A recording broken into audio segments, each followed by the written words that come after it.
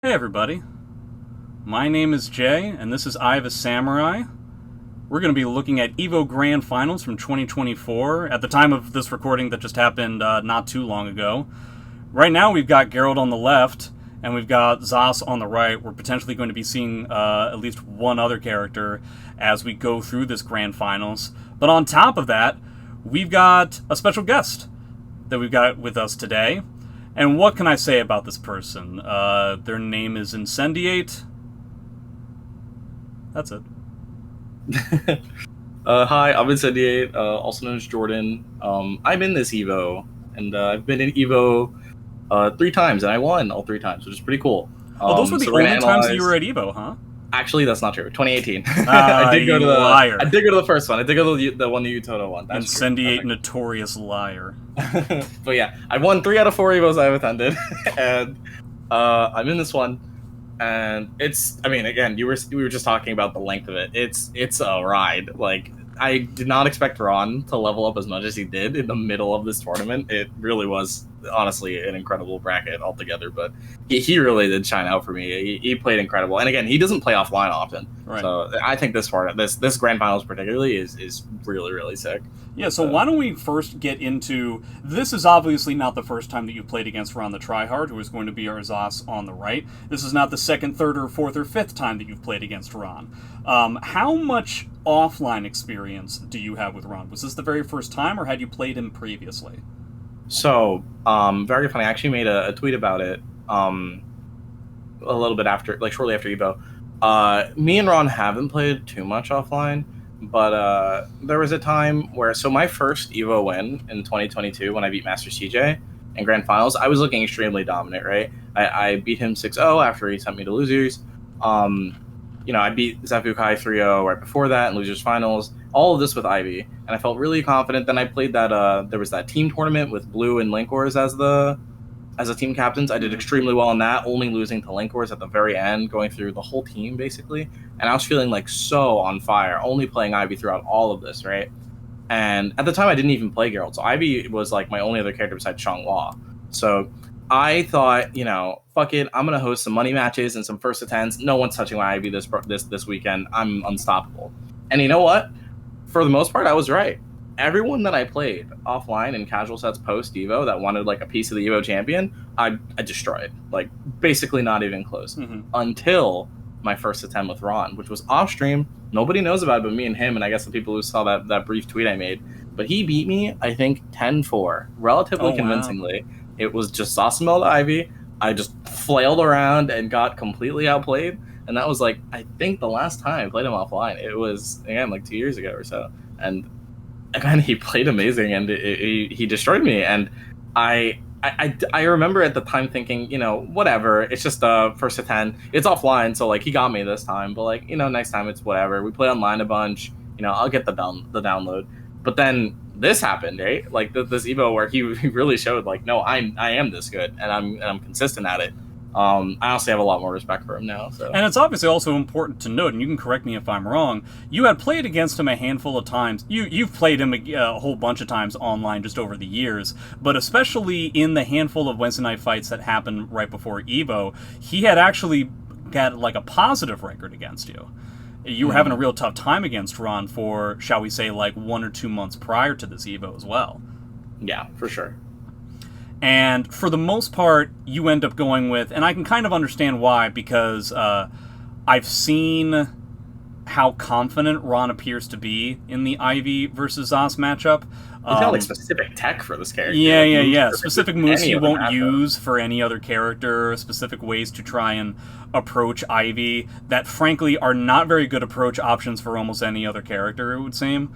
But seem to be perfectly fine for Ivy, as Ivy is an incredibly unique character. So you ended up going with Geralt. As I said, I can understand why you decided to go with this matchup, but why did you decide to go with it as opposed to Ivy or Changhua or any of the other characters that you play? So, in short, I've been moving away from playing Changhua entirely. I enjoy Geralt and Ivy a lot more. I think they also cover all the matchups in the game and all the players that happen to do well against one of my characters. I think that I can handle them with my other. So I really refer to myself as only having 2 characters at the moment. I haven't played Changhua since last year bonus round, and that was only against Heaton. The entire rest of the tournament, I just played Ivy and a little bit of Geralt.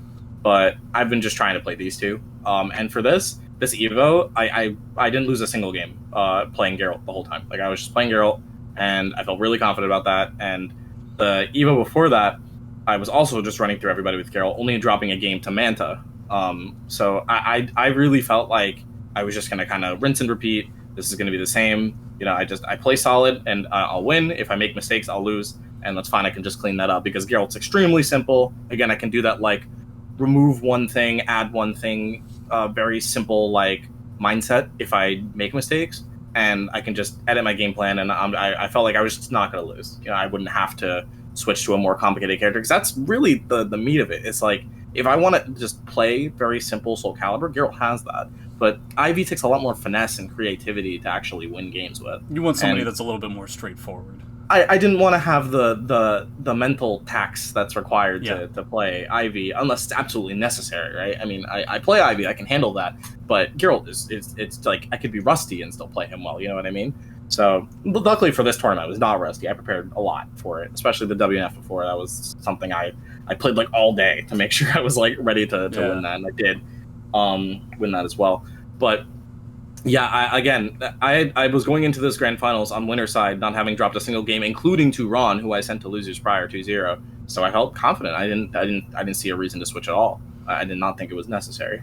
Yeah, that's another thing that I wanted to mention before we get into it as well, is the fact that you two had played against each other in winners finals for this EVO. Winner semis. It was winner semis. Okay, so it was just first to two. Just first to two. And so what kinds of... This is something that I always mention. You're coming from winners in this EVO, so you ended up winning that set in winner semis. And I always find that when the two players have to play against each other a second time in the same tournament, the person who lost the first set is actually kind of at an advantage in the second round because they lost the match. They are thinking about the match after they probably lost. Not. And there's no reason for you to change up anything. You won. The whole point is that you won the set, and so you don't really have to think about it all that much. Meanwhile, Ron does have the resources, the mental capacity to be thinking about it as opposed to being worried about something like winners finals or something like you did. And so he is potentially thinking about the counterplay. The ball is in his court. So is there any way that you had some sort of takeaways from the winners semis set against Ron that you were trying to bring into this? Or were you right off the bat thinking, well, I'll just do what I did, and this is what I did. It's up to Ron to come up with some sort of counterplay? So in the winter semi set, especially like because it actually was like kind of close, even though it was 2-0, I lost the first 2 rounds in game 2, and then I won 3 straight after that. And I felt like that adaptation didn't have to be necessary. For me to get to the point that I lost 2 rounds, I wanted to get rid of that. I wanted to win it harder if I did have to fight him again. Mm-hmm. So I thought about why I lost those 2 rounds for a brief moment after I did win. And I consider like if I had to play him again, I would still go Geralt, and I would probably just play slower because I felt like I kind of ran into a bit too much. I was kind of brazen, I guess is the word. Like I was just a little head first in like my decision making because I felt like I could kind of just use my offense to beat him, and it wasn't working. Honestly, Ron has excellent defense. He reacts to Geralt 1A and these things that like normally I just kind of get away with. Right. And I felt like I was giving him too much damage, so I was going to just make less decisions the next time we played. And you'll notice in this game 1 that I'm still, because it was so long from then, my conscious thoughts of what I was going to do, I don't think I applied. You didn't actually, you didn't actually get to apply them. Because again, I had to play winners finals against Boom. I had to watch Ron go all the way through, and I honestly, part of me didn't think he would. I mean, he had to go through Boom, right? And the initial set that you had with Ron was at the beginning of the day. In like, top 6, so you're talking about at least a half hour, later. Maybe maybe even much longer than that. Yeah, because he had to play through all of losers top 8, and all I had to do was play winners finals and then just chill. Yeah, so it was quite some time. I definitely, again, I wasn't thinking about it at that point because I was already thinking about. I didn't think about it until he beat Boom. Essentially, like I thought. You know, I have to still consider fighting Boom's Huang, fighting Boom's Yoshimitsu, fighting Boom's Raphael, maybe Violin Phantom is still on fire, because that was the thing that happened during the tournament too. Yeah. I had to consider a lot of other players before I thought about fighting Ron again, and I think honestly he played this really solidly, and me having to go into this game one and not having that planned strategy, I not applying it, I think was really my demise in grand finals, and why he was able to just outplay me. Yeah, we'll see how this first... for anybody who didn't see EVO Grand Finals, you probably have a pretty good idea as to how at least the first game is going to go, to see how the Geralt versus Oz, which is the winning, effectively set, or the winning matchup that Jordan had right at the beginning, trying to play it much more defensively. Also challenging with the armor right off the bat, which makes sense. It's probably best to be challenging with armor, just to see how they handle that situation as early as possible, right? Yeah, Ron had a set amount of moves he'd use, including A+B if the distance was great enough to just kind of OS Quen. Option select, if I can't use the abbreviation. He would try to use that break attack so that he would beat everything as long as he had enough time to do it. He's got great reactions against Quen, but sometimes he'll also RPS, so I wanted to see where his mind was at the moment, and if I could get him to just play into it. If he had break attacked it, I just would stop. Yeah, I would just stop. It seemed like he effectively goes for the option that most people who are familiar with the armor stance will typically go with. I think mashing, for the most part, is the appropriate way to go, as it beats, if you time it correctly, it beats basically every option short of the one that you used here. Except that the exact low damage option I just used. And the reward is so low that it's frankly okay. I mean, you can literally visually see the damage on the right. It's a no combo, and it's about 20 damage. It's very lukewarm. But it is plus 10, so I do get a nice throw 3B setup. Yeah, especially in that situation, I think the 3B was going to kill. Yeah, my ring out. So there's no way. Him eating the throw was just good. Yeah, that's exactly what we do. Essentially, back throwing is kind of guaranteed, right? Because the front throw might even ring out. So I just kind of cashed out my damage and then backed off. Ron immediately getting a little bit of buffer issues, it would seem. He's also, this is one thing that I've noticed about Ron's strat over the past, shall we say, handful of months, seems to be incorporating Jump B a lot more often. And there's a handful of characters that are able to do this, and it makes me sick. Because I have to deal with this with Zaz, I have to deal with Zhanghua, with Cassandra. These things track like nobody's business, and they do more damage than is necessary. And it becomes like this whole very irritating thing. Not to mention Maxi, who's, Jumpy has always been notorious for, as is the whole character, notorious for tracking in general. Which is, again, really frustrating to deal with when you're plus, right? Their move is coming out slower because you have advantage, therefore it's even more difficult to sidestep. And then it's some of those jumpies, like Shanghua's, are just very difficult to whiff punish. Oh boy, I think you're dead here, aren't you? I feel like I barely survived. Oh, okay. Yeah. So now you got exactly what ended up happening. Well, it's a bit, so now you're at 5 seconds, and this is going to be a rough spot to try and deal with. I'm honestly kind of surprised. More neutral. I'm honestly kind of surprised that Ron decided to go in there. Probably just because he saw that you whiffed, he wanted to try and take advantage of the situation. You know what I thought this was, actually? I think he knew exactly what I was going to do, and I think he thought he could kill me through the armor, but that's not actually how the armor works. I can survive even if the damage kills me. He actually nicked the startup of it. I just was still recovering from the Ard on whiff, that his move was fast enough to just stop the startup of Quen. Geralt's armor works so radically differently than everybody else's. There is no such thing as some sort of damage, amount of hits type of reduction. It's just the fact that the armor does not last the whole way through the animation to the point where you have a hitbox, unless you do one specific attack. But considering the fact that you didn't have any meter anymore, you didn't have to worry about bubble any longer, and just in case we didn't, we don't want to breeze over it too much. Whenever Geralt is in a position like this, anybody who is used to dealing with Geralt has to know that although it is expensive, he has one of, if not the absolute best buttons in the entire game to just do whatever, to just do a 2 A's effective worth of damage to end out a round. And that is this ridiculously fast, gigantic hitbox bubble. I would go as far to say is I think Geralt is the best at closing out a round. If you want to be specific as to say, like, if you just need one more hit, this character has the best arsenal of things, like, honestly. I would argue that and just a normal 2A, like those things in 2K. I would argue that Killick is in the run for the money. I've always found that Killick is incredibly good. You like the 3K? 3K, jump A, 1K B, 2-way slide B, having all these like additional strings that make it like if will he or won't he kind of thing. I think Killick is fantastic at making things awkward, especially if you need to make like a huge comeback. Not necessarily like this kind of context where both players are dead to one hit, but yeah, lots of tech crouches and stuff like that as well. But yeah, one thing that I have noticed that you've gotten significantly more momentum on, at least in the first round, has been on 6-6A stance transitions. 6-6A, string in general. And so I guess this is something, were you picking up on that as well? Like, Ron seemed significantly more prepared to deal with the armor stance raw as opposed to like through 6-6A. Now, if you were hitting him with 6-6A, he would go to like the traditional RPS type of thing and stuff like that. Mm-hmm. Yeah, I mean, 6-6A is just like my comfort approach for the most part, right? They kind of have to make me explode, like with a lot of damage to de-incentivize me from doing it. Because at the end of the day, it's like I'm turning neutral into set play immediately. Mm-hmm. Like, even if it's not the biggest deal and they're just like letting me do the low or like they're just blocking the break attack, it's still me getting in and me like forcing decisions, which I really like because I think that's something I shine in fighting games is my set play. So whenever I like have the ability to make my opponent guess, I like to. I think that I'm able to usually make that favored for me. And again, like until like I feel like it is out of my favor, I don't see the reason to stop. I'm just keeping it very simple.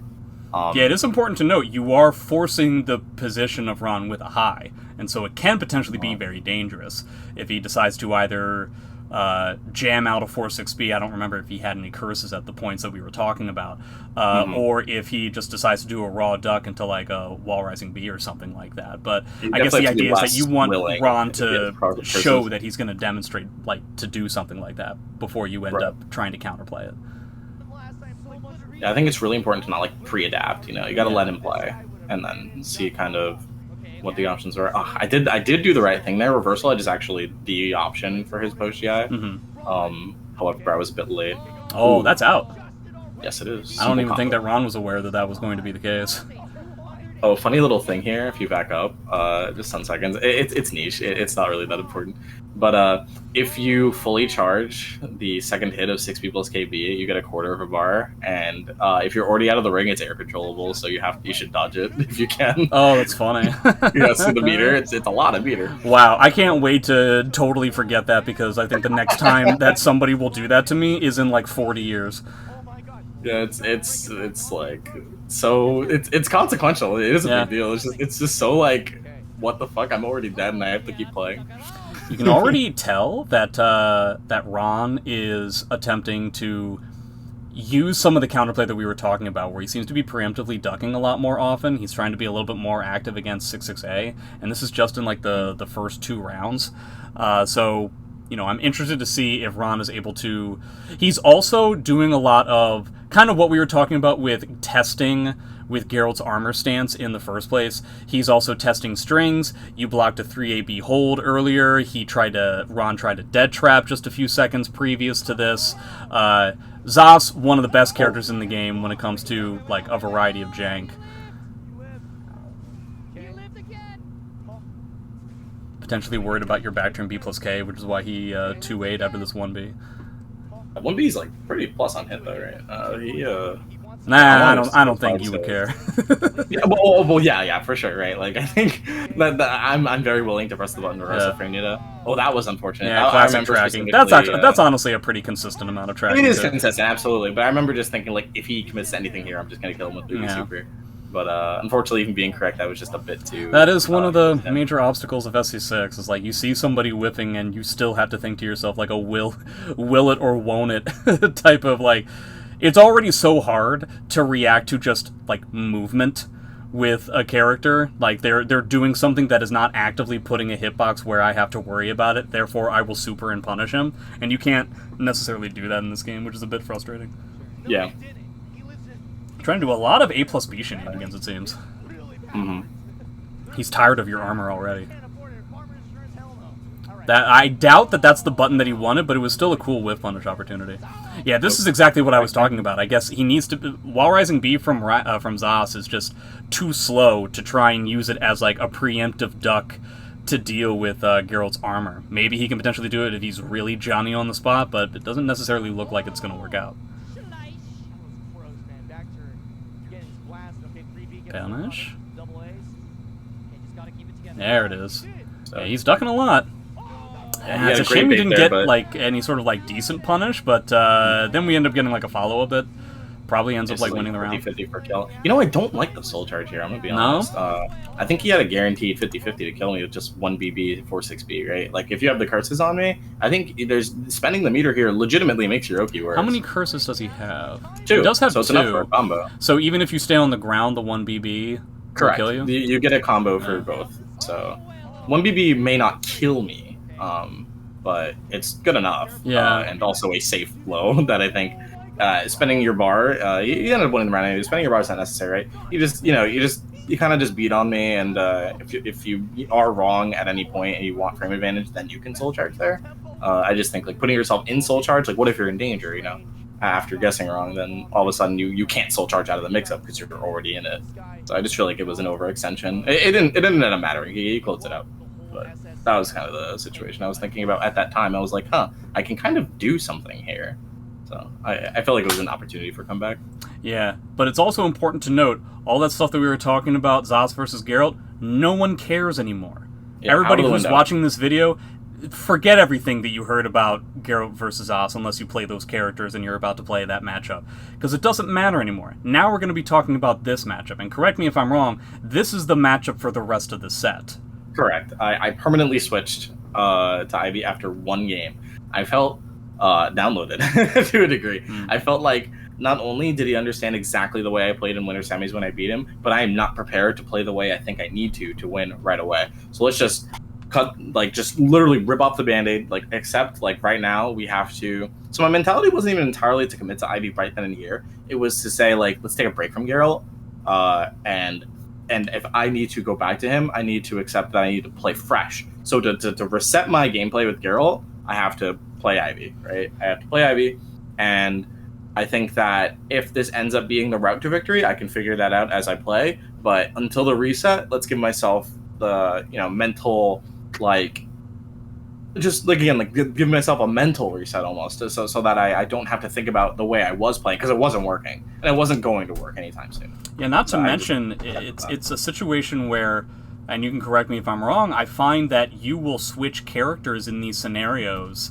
at a pretty consistent tick to radically different types of characters, which can put a lot of stress on the opponent as well. So, absolutely.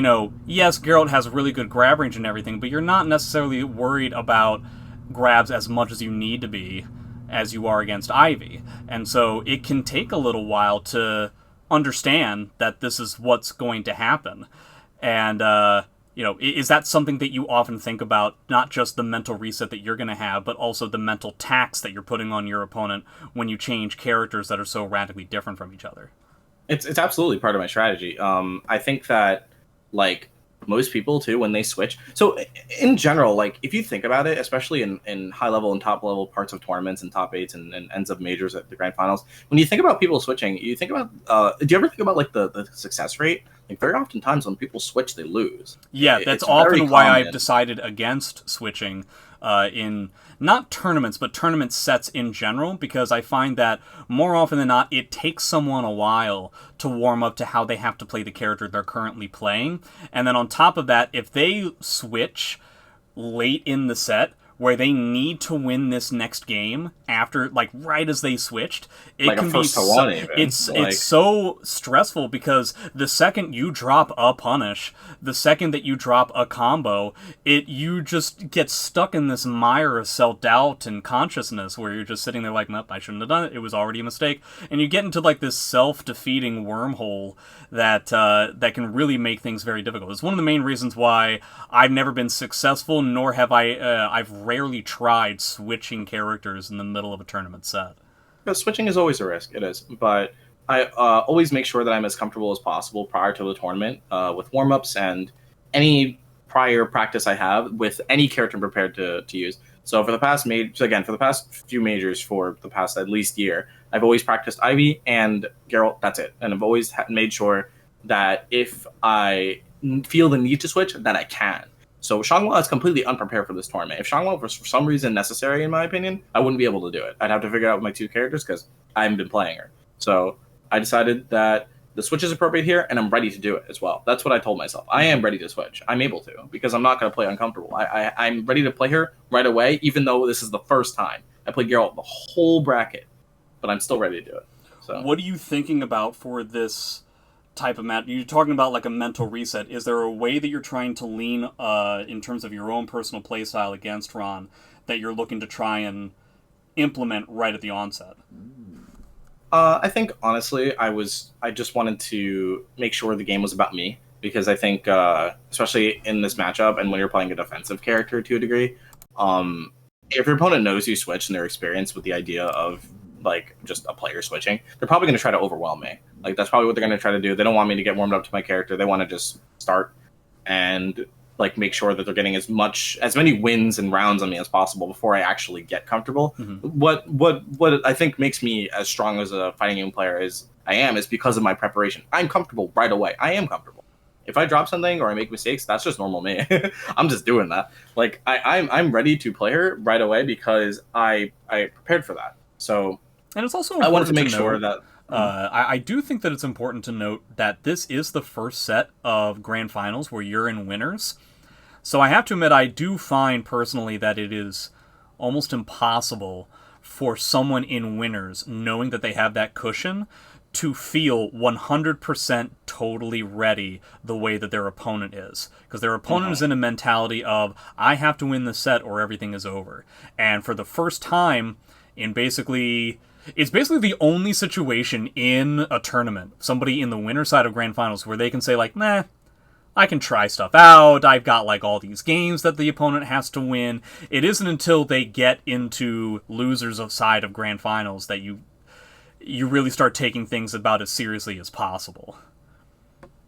Yeah, for sure. That's definitely something you could also consider. Like, I think I'm definitely like not aiming to get reset on, but yeah, I am still content with the idea that I have time to test, and I'm using that to my advantage, where I'm telling myself again, like, Ivy may not be the pick to win here. It doesn't have to be the winning pick. I was mostly focused on making sure that if I switch back to Geralt, that I'm ready to play the way that is required to win. Because again, right away from game one, I knew it's not enough. The way I'm playing is not good enough. And it was not good. And I don't want to lose more games doing that. Is there anything specific that you're going to be trying to test? When you say trying to test, do you mean just abstractly what this matchup is going to feel like? Or are there specific tools and setups that you're going to be trying to focus on to see if Ron is prepared? Specifically, I wanted to see how Ron was defending himself, because again, I wanted to make the game about me. So I wanted to like set up set play, do stuff, and just see what is Ron doing. Is he overextending? Is he panicking? Is he waiting? Is he letting me do grabs because he's just blocking? Is he, mashing when I'm plus to not guess at all? I just wanted to see like which of like the three layers of guessing, like either ducking, stand blocking, or mashing, is he thinking about today? Is he rotating between them? Like if my set play is working, I'm winning, and I don't have to think about that anyway.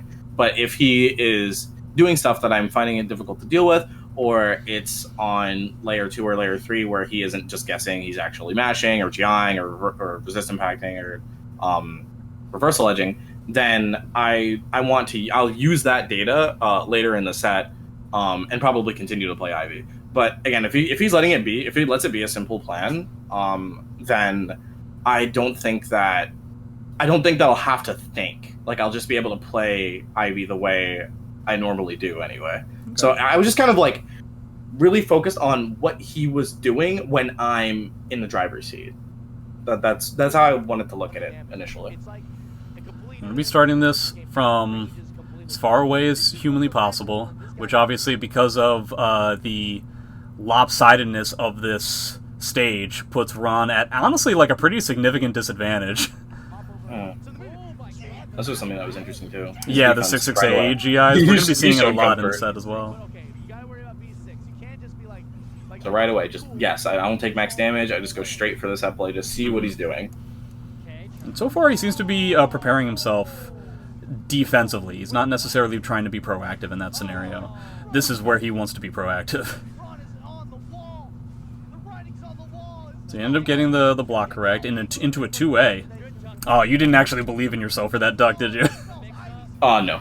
I fuzzied it. Yeah, because you stepped initially, so it was like you were already like taxed in that way. I'm trying to like, so when I do that, I'm just ducking the K to make them negative, or like a little bit more negative. But the B, if I'm blocking for the B, so I stand up for it, so I can still get my I-14 punish on 3AB. But if they charge it, I'm ready to 2-2A. So I'm just kind of like, yeah, Ivy has a pretty uniquely terrifying punish for 3AB hold, huh? Right, yeah. And if I'm feeling, just kind of lazy, I can also super it. So I can make sure that like he's uncomfortable pressing 3A if I start showing that I'm just beating all the parts of the strength, even if I'm not punishing 3AK. That was just unlucky for him, honestly. Got a little tiny punish there. Would he have gotten some sort of like, does it actually rope all the way back in and then he gets the CE puncher? I didn't know that. Yeah, it's guaranteed. You couldn't get anything else out of that? You couldn't get a grab? No, I was too negative from 6-6 hold. I knew that he'd be able to block it, so I just wanted to get it guaranteed. And he would block it. You'll see later in the set, he's excellent about low grab, so... I see you doing regular 6-6A to try and bait out these GIs. Yep. It's just a safer containment tool. If he runs in, he blocks it, I'm safe, Yeah, you're going to be seeing a lot of lane gameplay in this sense, because, for one, Ivy wants to be long range just whenever. But on top of that, if there's one thing that Ron wants to try to do, especially at a life disparity, he's going to want to be doing reverse ringouts or wall gameplay as well. So neither one is particularly incentivized to approach in a scenario like this. 2B, interesting choice. Ivy also gets a special combo on her throw punish against LSML because he's a bigger body. So it's kind of nice that I had that as well. So I was a lot more inclined to like step duck and like just wait around for opportunities for damage because I was always getting really good damage, except the times I dropped it, obviously. But all right, the first CS. I can't imagine we'll be seeing too many of those. I don't recall how much I actually grabbed. Because this is, and I gotta say, this is one of the things that I like about watching Ivy being played offline as opposed to online. I feel like Ivy players, and again, you can correct me if I'm wrong, I feel like Ivy players are not particularly incentivized to use SS online, because online CS is just as hard to break as SS is.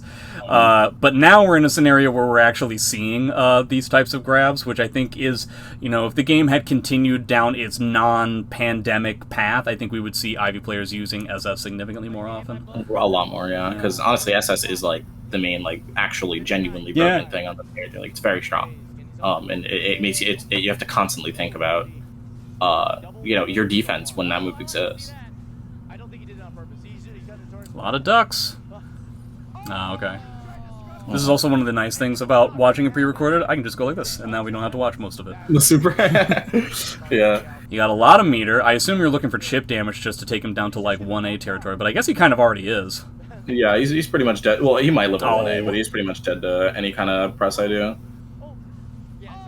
I'm surprised there. I remember specifically. Yeah, I don't remember what I was trying to do and why I just got hit by it, but definitely something. Anything other than blocking.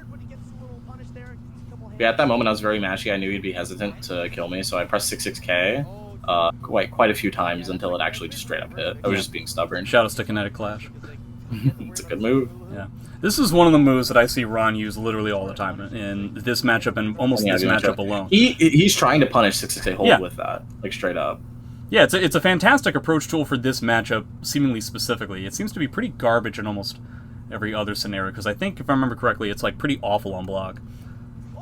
I don't remember, honestly. I just know it's safe. I don't remember what it is on block specifically. Oh, maybe I'm wrong then. Yeah, it's like 8, I want to say. Maybe Ron can tell me in chat. Good punish on the 1K. Yeah. But yeah, the whip punishing is definitely been in your favor so far. That being said, all it takes is one curse and like a 6 BB, and Zos is going to be able to take out whatever damage disparity there is. Right, yeah. So this was a bit of a risk here that I took, that I remember. Wow, that is very risky. Yeah, especially that he was at the edge, right? I just knew he'd think. But like you said, it's a matter of trying to test, right? It's a matter of trying to test out exactly what's going on. And if I lose that round to testing now, I was actually content to it. Yeah, this is kind of what I was talking about. You have this cushion that allows you to do it,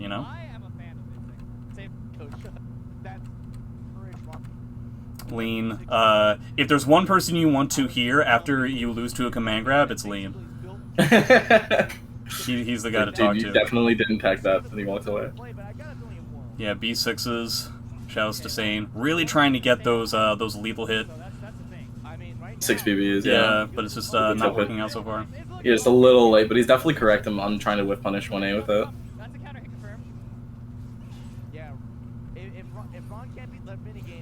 Yeah, I just mashed here, I remember. Yeah, so he's plus 16 there. He's quite plus.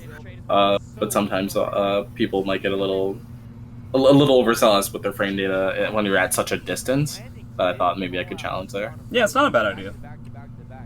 I didn't really take too much damage for it anyway. Ooh, boy, I guess that was a misinput. Yeah, that from crouch 1B, the instant one. So I remember I was telling you I was doing fuzzy block for 3AK. He did 3AK last time, so I thought, okay, I'm going to reverse my fuzzy. I'm going to punish 3AK, but I'm going to lose to 3AB hold if he does it. Because this doesn't come out if he does 3AB. My from crouch 1B gets eaten by the imp, which is good. Like, I want it to not come out. But he decided to hold here, so I was like, well, fuck, alright, I'm taking damage. He goes straight. Yeah, to be completely honest, though, if I remember correctly looking at this set, the 3AB holds have not really been counterplayed all that much. We haven't seen the 2-2As, and the times that he has gone for 3AB hold, he's just ended up getting it blocked, which is exactly what Ron wants in the first place. What he wants, yeah. I honestly I just did not think he was going to commit to a string he could take a lot of damage for. I just wasn't on that layer. This is one thing that I want to talk about. It's something that you've mentioned to me in the past, back when I was during that hellish 2.5 months when I was trying to play Ivy. Talking about how whiff punishing with Ivy is very powerful, but is also pretty unintuitive in the sense of there are a whole bunch of different routes depending on the range that you want to go with. Can you briefly go over like what kinds of ranges and what kinds of moves you're looking for when you're trying to whiff punish with Ivy? There's so many situations. Like, okay, so for starters, you have your standard close up, like range 0 whiff punishes, right? You sidestep something and you're a little plus. If you're confident in it, if you're not confident, you take your AA and then you use your back turn and +2 to do whatever you want. That's an okay whiff punish. It's something. It's not great, but it's always gonna work, right? As long as you're not recovering and crouch. Now, if you're standing and they do a whiff punish and you have a lot of frames, you can go for your 3B, like I just did there when he whiffed his 6BB. 3B is 20 frames, so you have to be like super ready, but it will work. If you're in crouch, or they're really negative and you can do an instant crouch, like you can crouch really fast and then do wall raising BB, that's also a great whiff punish. That'll also work at range 0, and sometimes range 1. It's a little bit more range than 3B, but still relatively stubby. Then we can talk about the range like 2-ish, like when you range 0 to 1, all those will work for the most part. Range like 2, you have to go for either low grab, which will generally not whiff punish because it's 28 frames, so sometimes they're like just really negative and you expect them to not block low. It's kind of not really a whiff punish, but if you really know, like you have the time to do something like that, you either go for low grab or you go for B6, because that's around the range where it'll like tip hit, but you'll get like an actual combo off of it on normal hit. So those will cover range 2, and then range 3, you have your sometimes B6 as well. B6 has a pretty generous range to it. That's one of the main ones that we're seeing most often, Yeah, that's like when you see me backstep a string from Zoslamel to counterplay it, B6 is my go-to, because if it does hit, I know it'll be tip. So I know I'll get a combo. So that's why I'm willing to risk it. And then also you can do the 3 version of the low grab, which is 3A plus G. That'll also work. Again, 28 frames, so you have to be like super on point. Like it's really slow. It'll generally not whiff punish unless they're like whiffing something super negative or you're just super fast about it. And then if you're talking further than that, all you have is 9B plus K, which is the break attack fish hook like I-36 move. Like, there's also so 4B, unbelievably slow. Did you already talk about 4B? So 4B, so in that situation where he whiffed his super, and I did 4B instead of low grab, that's why I did 4B, because it has the range of the level 3, the range 3 whiff punishes, but not the damage. So like that's what you would do if you just couldn't get anything else. But similar to the range 0 stuff that you were talking about. Like AA, right? It's like you take what you can get, because on Ivy, I think guaranteed damage is a huge deal. Like you should only drop damage for like really, really good set play, like situations where you're getting like command grab or low grab, low stab. Like when you can make your opponent guess for high damage, that's the only time you should drop damage on Ivy, because when she has you in certain health thresholds, certain things will kill and make your opponent play different, right? Like if you have the ability to kill them with a command grab or a duck throw, because Ivy does a lot of damage. Let's just be honest, she does. So when you can get that guaranteed damage, even if it's just a little poke, it'll matter later in the match. Yeah, especially the wall rising damage. Mm-hmm. Continuing with the GIs, it doesn't really seem like he gets much momentum out of it, other than probably annoying you. Yeah, I'm just like content with it because with the GIs happening at that range, again, I feel like I can contest. Yeah, I just knew he'd run up there. I just knew I could contest, and if he wanted to do anything to contain me there, it would either be unsafe or give me a turn. Well, it also just genuinely makes sense considering how many horizontals has had. Like, frankly speaking, the second this backdash happens, he's kind of put into a position where, I don't want to say it's 50-50 for game, but like you're getting into a position where it's so risky. Now Ivy's damage is so incredibly high if she happens to be right on something. Mm-hmm. And then, like, so there's 1 horizontal, 2, 3 into the verse. So there's so many horizontals that you're then so couples inclined with the vertical. And that's something that I really hope that people who watch the video take away from this is just how much past events can... I feel like a lot of people are just going to see something like this and just be like, well, Ivy is broken, and it's because she has something like this. And I'm not 100% disagreeing with that. The fact that Ivy has that kind of reward, or any character has that kind of a reward, being so heavy. But there is a constant amount of setup coupled with the context of where the stage has put both players that dictates a situation like this occurring. And I think it's something that a lot of people miss out on. Like, you see it a little bit in Street Fighter, but, you know, stages don't really matter in 2D games anywhere near as much as they do in 3D games. And I think Soul Calibur is very unique in the sense of we have ringouts. It's like us in Virtual Fighter. We have ringouts, meaning that, like, you can be in a position where regardless of what your health total is, you can lose out in just, like, one hit. And it means that stage positioning and stage awareness is going to be monumentally important. The difference between us, you know, you're attempting to sidestep your opponent and you sidestep towards the wall or towards the ring edge rather than not, it's a pretty big deal. Even if you were potentially going to get tracked the way that allows you to sidestep away from the wall or the ring edge, it might still be beneficial. It's just due to just how much the risk is, you know? It's like, are you okay with getting your step caught, or are you content with the volatility of, like, a mid or low that tosses you out of the ring for whatever remaining health total you have? I mean, sometimes you gotta eat damage. Like, it's like the thought of, like, when you take the throw in 2D. Yeah, it's like, dude, take the throw and you'll fucking live, but if you try to play around it, you might get shimmied or jumped over and just die. like, do you want to die or do you want to take some damage at worst? I wanted to mention, because I don't know how many times I've seen a Nightmare player put their opponent up against the ring edge, and by up against the ring edge, I mean that they're basically, like, in the middle of the stage. And, and then Nightmare will make the opponent eat, like, 5 AGAs, and people will say, well, like, wow, this Nightmare player is, like, really doing a lot of damage to the opponent. It's like, well, you know, the Nightmare player has put the opponent in a position where the threat of a one-touch kill is going to be enough to dictate that eating 5 AGAs, regardless of how much damage that is, technically less damage. Yeah, it's still damage controlled. It's as collateral. Long as you can get up and breathe. Yeah. I mean, you took less. That is true. Ron does seem to be ducking quite a lot of these command grabs now. We haven't seen breaks, but we've seen a lot of ducks. We're seeing some MIDI tech right now. Yeah, that's the nitty kick. Yeah. Full crouch 3K. Full crouch 3K at minus. Yes. Yeah.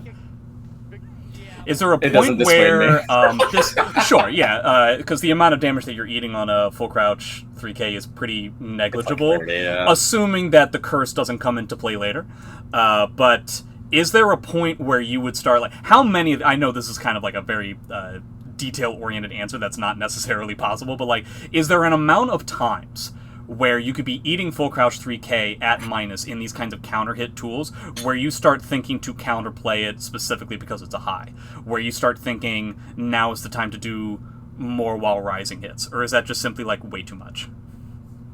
Honestly, I'm into, like, the rule of threes when it comes to, like, people disrespecting my frame advantage. Like, I'll start just using 3A or, like, step ducking when I'm plus to, like, get a bigger reward to just, like, straight up be like, listen, like, you said rule of threes, and I thought I knew what you were saying, and then you said, like, so, you know, rule of threes, I'll use, like, 3A, and I thought, I was like, is he just saying that he'll use moves that start with 3? No, I'm saying, that's like, not listen, what the rule of threes is. If you mash attack crouch on my frame advantage twice in a row, I'm going to counterplay it. I'm done. Yeah. I'm over it. That third time is not happening. So that is generally a common thing in I mean in most concepts ever. In all, but also yeah, just in all fighting games, games, good things come in threes. In fighting games, low overhead, grab throw mid. shimmy, yeah. They're all it's all very similar type stuff. If you guys don't know the rule of threes, genuinely, like I hate to say, like I'd love to, as a mix-up guy, consider my playstyle more nuanced and subtle and stronger than that, but honestly, like the number 3, it's pretty good. It's honestly like that's your layer 1 of set play. If you want to get good at mixing people up, you absolutely. should use it. And put then your opponent in a position around where they have to choose between one or the other, and then as long as your if opponent it is worked the choosing. first time, do it again the second time, and then do the opposite the third time. It's genuinely a really good idea. Got some 1As, we got some curses, we got some step ducks. Yeah, this situation has just been the match. Has been, like, it's all been about, like, the spacing of this 4A, 6A, 6A from Zas, and it's just not catching, and then B6 is the killer. And I got a close B6 in this situation, so it gives me a bunch of meter. Yeah, if you recognize that, it's a big deal. That combo red is important. Is this already safe? No, okay. No, very already unsafe, and it gives you like a full bar, so it's a pretty bad get read because it's so many hits. So interesting. This is almost, would you say this is kind of similar to the situation you were talking about in the Geralt matchup, where you have this Zas Soul Charge situation in an already beneficial position? That's my problem with it, because I mean, if you press play, I mean, you see the issue. Which was going to be the case whether he spent bar or not. Right, so that's what I'm saying. Now, obviously, that being said, he is down 2 rounds. Like, he needs to, as a matter of principle, you do have to spend meter in order to engage the comeback. But I do see the idea of, like, where the exact same stuff could have happened regardless of whether Soul Charge was activated or not. But you completely remove the idea in my head that you're going to play slow. So I can predict you doing something here. If you Soul Charge, you're going to do stuff. That's generally what happens. You're not necessarily forced, but like you're telling me you want to get something done. You're overextending. Is really what it is. You're overextending. So it is also important to note that I do believe the positioning changes. So we've got this. Yeah, which is like scary as fuck for me, to be honest. Yeah, so you were like one back step away from the ring edge, and now you're just fully at the ring edge. So it is possible that he's looking for something like that as well. It's also like, I can't really like do anything here. But as soon as you do 4AB, let's say it didn't whiff, right? And it pulled me in, and I'm +2 because the move is -2 and you're pulling me in. You don't have Soul Charge because you're in it. Now I'm +2 in your face. Like, that's way worse than the situation you just had. You know what I mean? Like, I couldn't move anyway. I was -8. I was never gonna move. I can't move. So it's like, I just feel like when you overextend in that way, and then you also use your meter, you can't get out of my mix-up now. You have to deal with my +2. Soul Charge is a free get-out tool. I think Soul Attack and Soul Charge plants and combos, I think they're great. They're fantastic. But you have to be aware of the fact that you remove some of your defense to do it. So if you're not going to win right then and there, you're taking a pretty big risk. You strip yourself of one of your defensive options. What is Zas's meter generation, just in general? What is it like? Is it good or bad? I don't remember it being especially amazing. I'm pretty sure Zasamel is like just like average meter gain. The only thing that's like special about his meter gain is occasionally when he uses curse combos, it builds a lot of meter because he gets really big, move into move, like it's a link, right? He gets now he did gain like basically a full bar from REing, what was that, the 4B8, which makes it a little bit less bad. But at the end of the day, you have to think about that specifically is to me like, it's not just like spend your bar because you have it. I mean, you could also just win that round and have 2 bars to carry over. You needed to win more than one round. It wasn't the last round. Yeah, that's true. So I think sometimes there's a nuance to how you spend your meter. I get the spend your meter dying with 2 bars thing. You might be afraid of dying with 2 bars. People will make fun of you, but you have to do it right. I think you can wait to be negative and then Soul Charge out and use that as opposed to, again, forcing yourself to play the game in a situation where all I want to do is kill you for making your next mistake. So, yeah, as a person, if you guys ever want to be like a fighting game player like me, one could ask why, but if you do want to do that, then you're going to have to accept the fact that people are going to make fun of you all the time. and that's just gonna be the way it is. But maybe if you dress differently than me, it won't happen as often. Oh, you tried to get a curse there. Yeah, there's like some sort of air control that causes okay. causes you to get. Ooh, you're trying to. Are you trying to bait an RE here?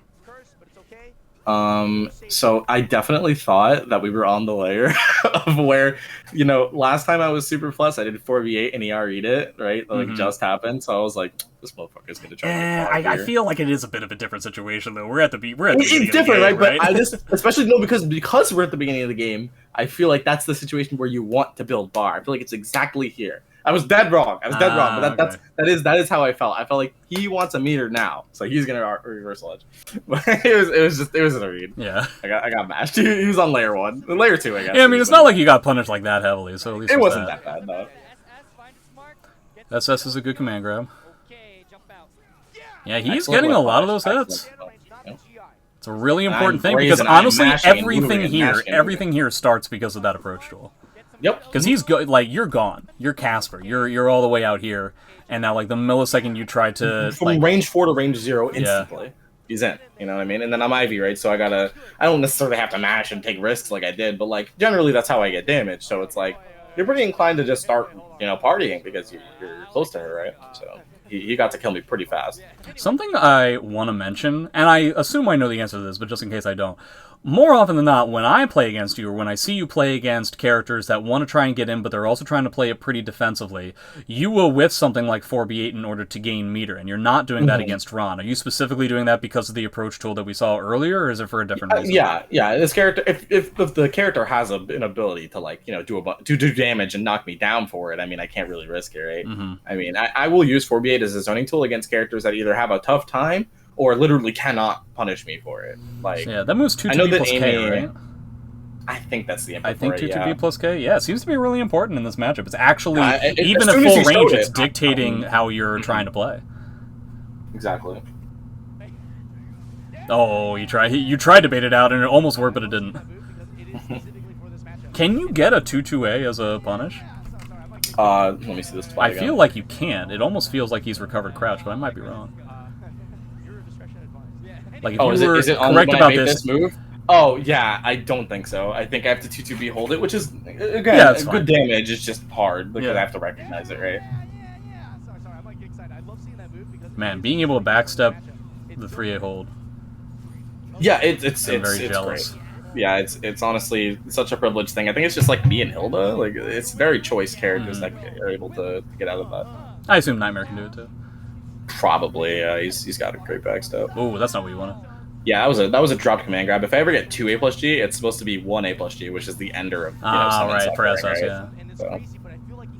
It's important to note again, I feel like your default in like the back turn Za situation here is to deal with the BB rather than the K, because I think that's like the second or third time. I know that you've been rewarded for it at least once, sidestepping it, and this is either the second or third time that you're sidestepping it again. Zas does have a response for something like that, but Ron hasn't yet to pull it out, so we'll see if that comes up later. It's quite unsafe. I see why you would be hesitant to do so. I probably mashed here. I know myself so well. Dude, I got red guard gauge. So you going low or mid or neither? This is Behold. I would never play unsafe here. This is Behold, and I probably 4 for B after it. Yeah. Yeah. Because again, like I can't block, so I know what I'm playing around. So effectively, like the fact that you're in red guard gauge kind of decided how you were going to handle that situation. Yeah, I was just going to be a little bit more active than normal, and if I got counter it there, chances are I soul charge.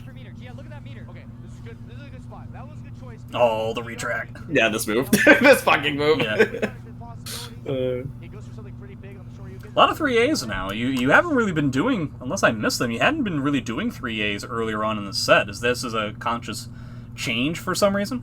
Yeah, when I'm a little plus, he did show full crouch 3K a couple times. I just wanted to start taking my frame advantage in more of a literal way, because it's like, you can't move, you can't duck, right? If you're going to try to play around my command grab, you have to deal with 3A as well. So it's just like my easy way of saying, like, I'm just checking, like, are you playing around SS? You know, like, I'm just kind of keeping a little contained in a less risky way than just straight up grabbing, right. You know, like it's just, I probably tried to command grab there, honestly. It was probably I assumed that was the case. This is a very niche specific thing. IV Super is a super hard read nowadays, right? Yeah. It's a vertical pair and you lose 100 bar if you're, well, I guess it's 1 bar. I think it's a perfectly reasonable bet in that kind of situation. I think Zos, along with a handful of other characters, doing Oki with a vertical is actually fairly consistent. So I can. But it's also had Red Guard Gauge, right? Yeah, he wants to break me for the 4-4 B lethal it. So you came forward and Super made sure I had enough frames to just straight up hard read that. I just knew he'd do it. Ooh, the counter hit you tried to stop. Yep. Back grab. Yeah, I did not know this was a thing we could do. Yeah. So you're in a pretty bad news bear situation now because the Guard Crush is still here, and yeah, you can't get hit kind of at all, nor can you block. And just running away, trying to waste as much time as possible, but not like completely disengaging in the idea of neutral. I'm showing him like I'm still willing to play, but you know I don't want to block much because guard. Are you worried at all that you might have tried to play around the Guard Crush a bit too much, and maybe you could have just eaten in a different way, and it wouldn't have been as game changing? I definitely think, yeah. As this round progresses, I definitely think like I wish I just either completely healed it off by soul charging and being aggressive, or just straight up like let him do it, because I don't want to deal with it when it's like at the ring edge or at the wall where I'm just gonna take way too much. Like, or especially like here, like you know, you don't have a curse on you, but you're basically dead now. This was another thing too. This one I completely disagreed with. That soul charge. Oh, that like, soul charge. Yeah, that one like pushing me away. Like for some reason I went right back in, but like, but for some reason I just felt like this is. See, I don't know. I can kind of see this one because again, like. This is the round that almost Ron is decidedly betting is going to be the round. The pushback isn't going to be that big of a deal. Not just because you ran in, but also because like the lane game isn't necessarily something that you can pull off to such a consistent tick. Not with this health total. And I can see. So you know, if you want to think, these are just made up numbers, but if you want to think of it like Ron had like a 75 to 80% chance of winning the round once he had gotten that last combo before he had soul charge. Soul charging in this situation racks it up to like 95%. Yeah, at least. So yeah, for sure. I can racks see it. Much. Oh, that's not what he wanted. This was you lucky little Billy. That's not lucky. I was trying to punish. I ducked 3 AK. I was slow. It was unlucky, really. Full crouch 1B being slow. Who could have guessed?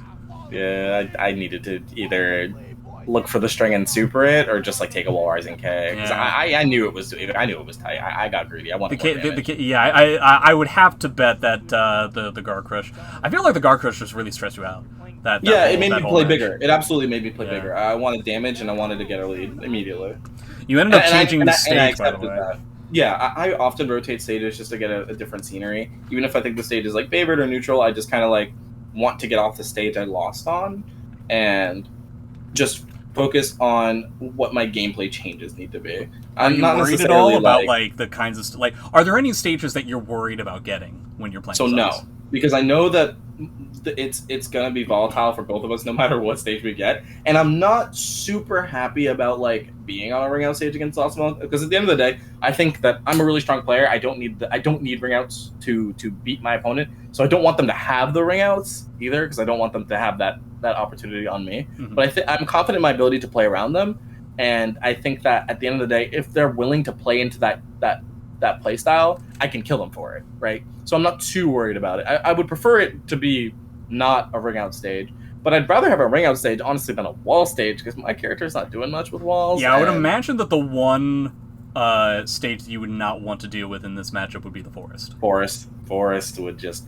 it's small, enclosed, and it's just, I'm a sidestep away from getting thrown into the wall, you know. It's just, it's not great. And I think that an open stage like this, albeit ring outs exist, it's still big, and I can breathe and think about my decisions. Yeah, I would actually argue that this is maybe one of the best stages you could have gotten. Absolutely, yeah. It's like this and like Indian Port would definitely be where I want to be if I'm going to fight Zosamel on a ring out stage. It has to be that, so. Yeah, this is effectively the last match of the initial one. So now we're too far away. Oh, you actually get a punish there. Yeah, but he committed to like a really bad move. I assume that's not what he wanted, but I might be wrong. I think he did it once before, so I don't know if it was like a second misinput or just like I just saw it. I wonder, what does he want? He wants wall rising B here. He definitely doesn't want BBB. That doesn't make sense. Yeah, I wasn't sure what the punish was supposed to be. Had to be wall rising B, I think. Oh man, punishing 1A and not being worried about 1A too. That was concerning, because he did it round 1 of this game, and I'm like, should I? So this we is found this is the exactly the thing. situation we were Yeah. talking about before at the very beginning of the game. Mm-hmm. It's funny, we were talking about you don't want to pre-adapt, and it looks like Ron was actually kind of like pre-adapting, thinking that you were going to go with something different, and you're just like, yeah, but what if I just do the same thing? This one was risky because I'm at the ring edge. Yeah. If I'm wrong, I think it's a reasonable, like, if you take a look, like, this is one of the things that I find so frustrating about SE6. The ring edge isn't even in view. And but ring carry in this game is so gigantic that you have to be thinking about something that doesn't even exist on the screen. Like, you can't even see it with your eyes. But do you know why this one in particular I thought was exactly the timetable speed? It's because I had a curse on me. And last time when I had a curse on me and I approached him with plus frames, he RE'd because he can cancel it in the snap. So normally if I want to play around RE, I don't A plus B, I step it. But you can't against Zosamel's, curse cancel. Right. So you have to preempt an option against it, so I decided to take the risk there. I thought it was right, and it ended up being right. Amy can do it, so it's must be nice. Yeah. Not it. 6BK. Mm-hmm. Oh, what are we trying to catch there? 3A? Showing a new move. So he was doing a bunch of before he holding the 2A. So I thought maybe he was gonna mash another horizontal mid. Yeah, it's a bit extreme, but I understand. Yeah, I just felt like it's just something I could at least show off and be like, hey, you gotta stop mashing here, and if you're gonna match, you better use FC3K, which I'm happy with him matching with because it's a high, right? So this match seems significantly more active. Is it possible that that's because of the guard crush that happened in the previous game? Something I wanted to notate here, by the way, just to back up here, the chase. You're talking about how active this was. This surprised me so heavily. I did not think that I was going to have to deal with Zosamel again in a second. I thought I was gonna and come to think of it, was it scary? So he does this and then he goes immediately into a 2A. Had you just done a jump B a la Infectious, was he gone? Was he out? It was gonna ring out, I think, if it hit. I don't know if -2 is enough for me to being +2. I don't know if 9B punishes 2A. It might not on Whip. Okay. I might need to be more plus. It's also not really a tool that you tend to use. Jump B is mad risky. Yeah, I'm not like I also find you just don't really use Ivy's jump moves all that often. You just saw the jump can. I think that's the first time in the set. But it's also Zosamel. Yeah. When he's containing me, it's not really low centered. Yeah. It's just 40 mids, right? As an Amy player, I deal with it all the time, so I just assume Ivy players do it all the time. Whoa. Okay. Getting a little bit greedy. We're trying to do very heavy on the timing. I just thought I had to grab, huh? I really thought he was going to guess, so he did a really good match there, honestly. He was out of range or just late. I'm not sure why that didn't punish. He seemed pretty sure about it. 3A? I knew it, 3A here. Yeah. So now I sometimes can just tell when I'm... with the BB holds.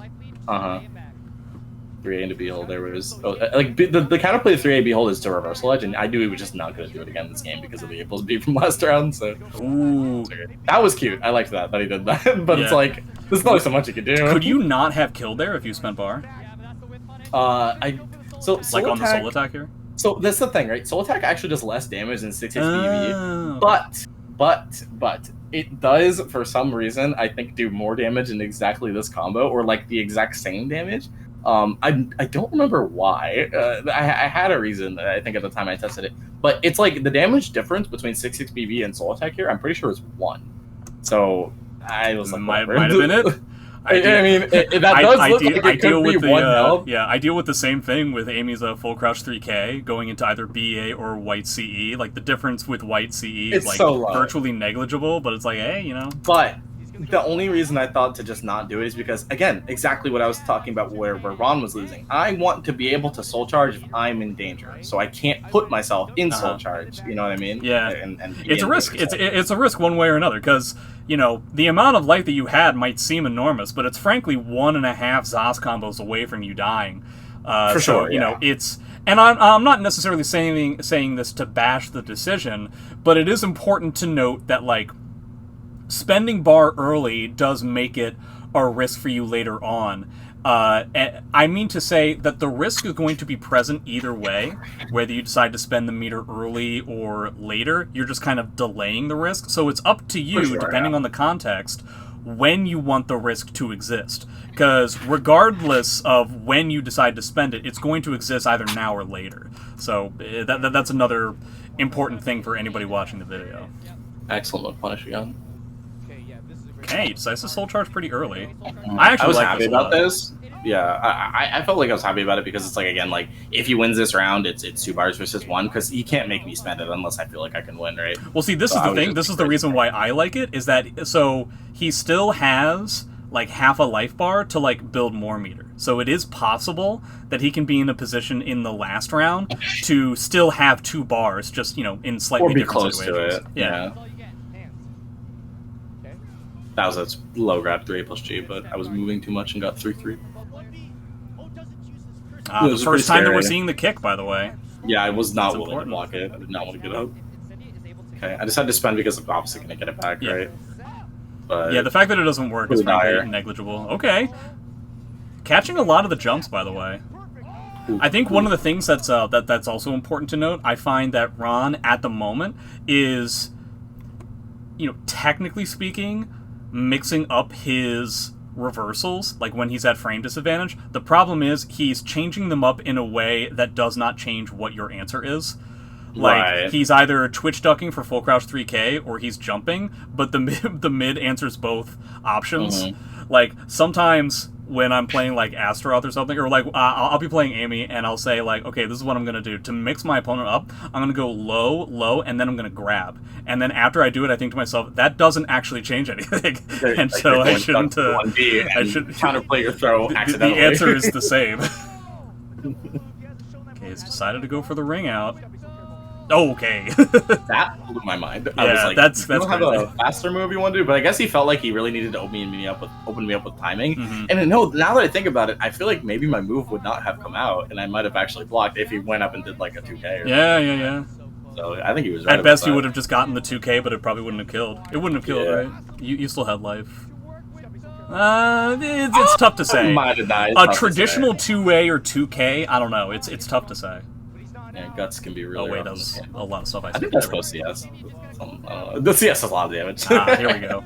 So yeah, this is what, the 4th or 5th time that we've seen this scenario, and yeah, the A plus Bs are definitely setting up. Yeah, I was super confident taking my full mix up after 3A because I had already used it. The roll there made me feel more confident. I have a huge health lead now. I can just start doing like very low committal pokes and then soul charge to maybe kill. This was bad though. I tried to command grab. I think I ran up CS or something and got countered for it. Very again, I was feeling. At this point, you're totally okay with your, like, you can correct me if I'm wrong. If your soul charge went out and it meant that your opponent's soul charge went out, you were fine with that. Meter advantage, life advantage. There's no reason for me to think about trading soul charges here and like maybe being wrong about it, right? And this is kind of what I was talking about. Even though he spent the bar early on in the second to last round, now it's almost inevitable he's going to get another bar. He's gonna and get so one, his meter disparity is just kind of, you know, it doesn't exist. Oh man. I know you weren't expecting that. That was at least AA. Yeah. I had at least AA. Like 3K. Do not soul charge there. Oh, I am a big, like, I am not getting alright kind of soul charge guy. So I'm not getting alright here, and I'm not getting alright here. Wow, interesting. Now I'll do okay. it. Is it ever, I know you can't do this, you probably can't do this with Ivy, but something that I've been looking into that I don't think a lot of people are doing yet. Are you going to say supering it? Yeah, effectively, like, reading that an RI is coming out, and I think what a lot of people do, including myself, is that you read the RI setup, you see the RI happen, and you think, okay, now I have the opportunity to do soul charge. But with Ivy, obviously, it's a radically different thing, where you probably would still soul charge, but I'm wondering if, in the future, this game continues to evolve, if we're going to see those RI setups and then end up spending the bar to super the opponent. Yeah, I think rather that than is spending bar then. Probably the play, honestly. Like, guaranteed damage like that and getting rid of half their bar is a huge swing. Here I thought, okay, I want to take a little bit of damage because I wasn't super ready for the R, but it did happen. I did AK instead of AA, so actually on purpose. So AK will put me at frame disadvantage, right? So it means I'm going to get the soul charge. He's not going to RI me when I'm like in this. I just felt like this is how I'm going to soul charge, right? Because I want a soul charge, I do, but I want to make sure that I'm doing it in a situation where I'm actually pushing him away. Okay. With punish here. Optimal setup. Good. Excellent block. Yeah. That wasn't playing for it. That was my entire game plan. Everything else is just fuck. You know what I mean? And now you are kind of forced to try and go in. And I did 6AK, and he high, punished high. it. Yeah, it's very bad on whiff, so you got that. He earned it. I did not think he'd duck there, honestly, but he did. Me doing command grab after blocking a low is a common habit, right? Mm-hmm. So me doing 6AK is almost like your grab 1B thing you're talking about, right? I'm doing something that's different than my normal mix-up, but it still loses to the same counterplay, right? I'm just doing a high.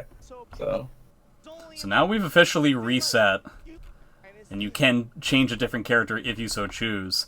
Now that the reset has occurred, what are you thinking about? Is there anything that you want to change up due to the fact that there have been matches that have already occurred? Is there anything that you want to change up simply because now it is actually tournament set for you?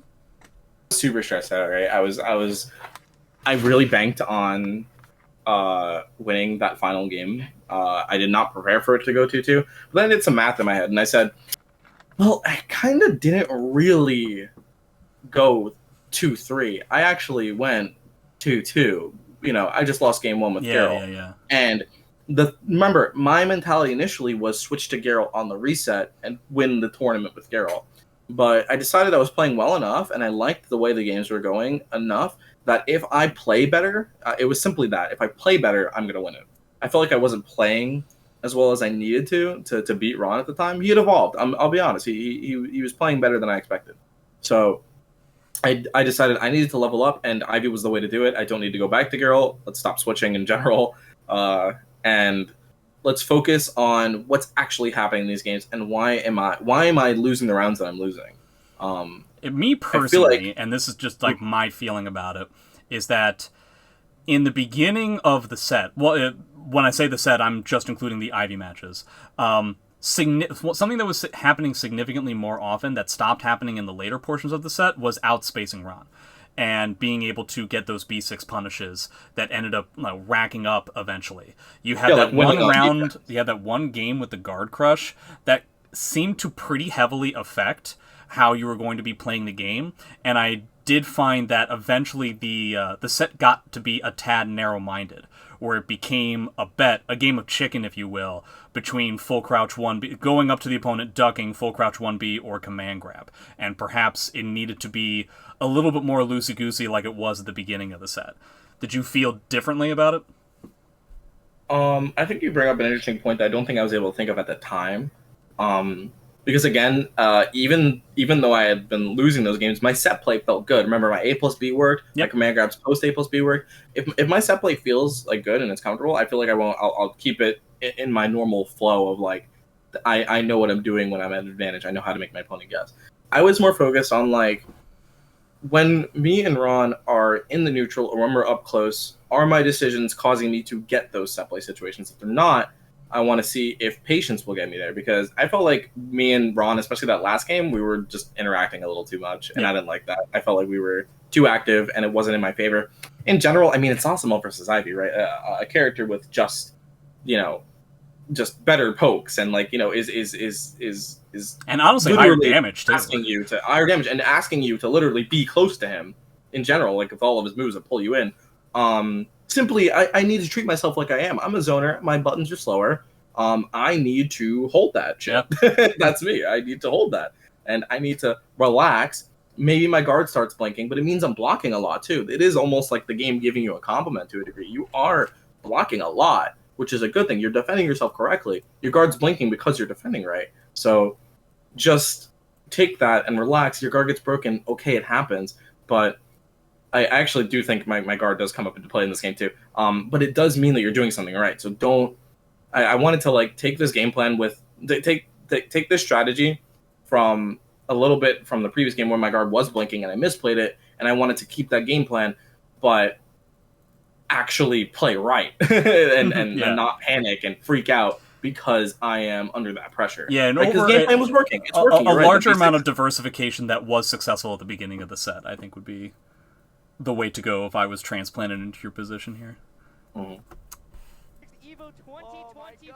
So we end up getting the fountain stage. I don't know how you feel about that. It's about as neutral as the stage as it gets. A different stage, but I mean, again, it's ring outs, it's walls. I felt like both of our characters could do stuff with it. I wasn't too worried because, again, they're relatively far. I can at least, just play the game right away. Oh, I'm actually interested in something. Hold on. Oh, interesting. Do you see that little bounce that he does? So notice how, so he gets the GI, and notice how Ron kind of, like, hops in his seat. Uh-huh. I don't know. I'm an old school player, and so I tend to notice those types of things. I feel like he just really wanted to make sure, he knew I was going to press it, so he really wanted to make sure he got his 6G correctly, I feel like. But it's just interesting. It's something to, like, pick up on when you're actually playing in front of somebody. Mm-hmm. It's one of the things, in case you guys have never played against Ramon in tournament, Ramon, I don't know if he still does this, but he used to, if you were sitting right next to him, like in a traditional setup, he insists on sitting, I don't want, like, obviously not fully behind you, but farther back from the setup than you are. And he told me many years ago that he does this intentionally in order to see the mannerisms and the timings that your body has when something on the screen occurs. And it helps him figure out whether you're relaxed, whether you're confused, whether you're frustrated, especially if you're frustrated. And having those little hype moments for yourself is something that I think can actually be important. You may not think so, but like can actually be important later on when you get used to playing in person. There was those B6s I was talking about. It didn't necessarily work out, but yeah. Yeah, but at least it's back, right? Yeah, like, yeah. I'm thinking about it. You know what I mean? Yeah, but it's like, you know, then the full crouch 1B stuff happens, and yeah, it's not working. Oh man, that was good. It was an that's attempt. Yeah, that's not the same thing. Thing, right, yeah. But it's me thinking about it still, and finally a B6 meets its mark. Right, I'm playing the way I need to win, and that's what I liked about it. I wasn't even too sad about the fuck ups, like me not doing it right. Block on the 2A into CS is very rude. Whoa, you were not expecting that roll forward, were you? No. That's I very was scary. Because I'm like thinking, whoa. I was trying to get tip range CS. Yeah. Back roll or Kemi or something. I want to space this out, you know. And again, it's like that other game on the desert stage where he ran towards me and I was like, what the hell? He's near me now. I did not plan for this. Yeah, that's very terrifying. Mm-hmm. I don't think he wanted that. Yeah, I feel like he was a little overwhelmed when I landed the 6K as opposed maybe. to it being blocked, and maybe he didn't think he was going to get hit by it, so he might have just thought I'd take my frame advantage there. I feel like the A+B is a little bit egregious, too. I can't tell if these are actual conscious decisions he's making or not. This was interesting. I was like, okay, cool. Yeah. I was like, that combo route confused me because I just really didn't. I really wanted this space, and but it is important to note, like over the past like two games or maybe 2.5 games or so, when Ron has set up these types of situations, even though it's counterintuitive to do it against Ivy, he has been getting the better of you. So I do understand his decision to turn the stage position into something like this.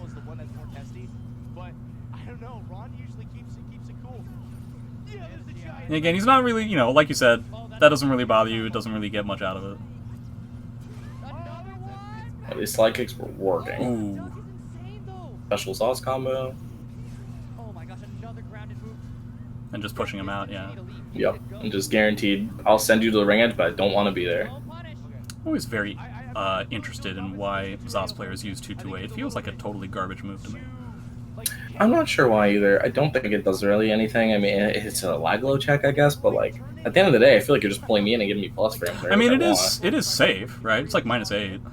I think it's like 4 even. It's not just 9 and okay. minus. It's so like me personally, when it comes to the definition of a lag low, I don't consider a lag low. I don't consider it to be a lag low if it's safe on block. Really, I still do. I don't necessarily think it like disparages you like as a player if you're using it because it's safe. It's a safe well, you died. But I actually did not die. Oh, you needed a curse, I guess. Yeah. But yeah. When a what a freeze for him. Nice freeze. Holy I just want to say, like, when it comes to, I know this is very nitpicky, but when it comes to a lag low, I feel like part of the definition is that it's also unsafe on block, meaning like that there is legitimately no reason to use it. Meanwhile, honestly, like, if I have the choice, like if I'm in ZOS's position, and I have the ability to throw out a low that I know my opponent is going to block, that has like a 99% chance of blocking, but it's safe and I'm in front of you, I honestly think that there's a reasonable, like, decision to be me, it's just there. The intent. Are you trying to mix me? Are you trying to, like, get this move to land because you think I'm going to, like, move one too many times in, like, a way that I won't be able to block it in time? Or do you think I genuinely just, like, won't see this? Like... Yeah. I don't know. It's the intent to me. And sure, the when intent. a ZOS player throws that 2-2-A out, I feel like it's not to have it be blocked. For me, when it comes to a lag low, I think more about the objective risk reward involved in it too. Like, so for instance, Huang's like 1A, You're Mine, because it's like not really punishable at all, I'm slowly getting out of the eye roll, like, oh, you're using a lag low against me. It's like, well, also, what am I really going to do about this? I mean, again, I just don't mean it in a bad way when I say lag low, unless I'm saying it in a bad way. You know what I mean? It's just like, this move is a mix-up tool online, and offline, it's just something you do to gain space and beat highs. I mean, that's yeah, really it's also, like, you know, but I do want to mention that I do kind of mean it disparagingly, even when I'm talking about, like, a low being safe, if only because, you know, inherent in the fact that it's a seeable low does mean that it's slow, and throwing out a relatively slow move is inherently risky because you could also, like, this is also something that I feel like doesn't get talked, like, one of the reasons why using lag lows isn't a good idea is because you could also just get counter hit, and that's bad, and you could get really beat up for doing it just because you simply chose a very slow move to do. So there's a lot of stuff to talk about. That whole exchange was hilarious. Yeah, I don't understand why this wasn't 4-6BB just to kill me. 1B, I guess, also B works there. It obviously looks way less consistent. It just straight whipped there, but this round is literally close to a perfect. I don't think, you know. So what do you try to do here? Because you're not trying to win anymore, right? Guard damage. Yeah, you're trying to guard damage. Is there ever a universe where you spend meter? No. See, 668 hold is 9%. I'm just doing 6BB and 668 hold, just getting as much as I can. You know, because I'm dead. Yeah. I've accepted death. What are the other moves that Ivy uses for guard damage? I don't know if you realized in the past, like, it's more than 4, like 10 seconds, I've only used 6BB and 668 hold. This is the only way to safely do guard damage, right? Everything else is either unsafe, like FC1B, 3B, or it's just straight up too slow that, like, it's just not going to connect. Right, you can't do, like, a 4B8 or whatever. 4B8 would be, like, the move to do, but it's like, I'm dead, yeah, right? It's too like, much, it's too much, yeah. It's too much, yeah. I just do the fast moves that are just gonna... I could probably got, like, 30% guard gauge out of that round, to be honest. And most of it probably recovered by then, but... No. This entire round has been 668 hold or 668. Because I'm just like, dude, I have the corner, like, I'm controlling this. If you don't whiff punish it, I'm able to... I think he's, like 4 for 4 on, Fly kicks, yeah. On slide kicks?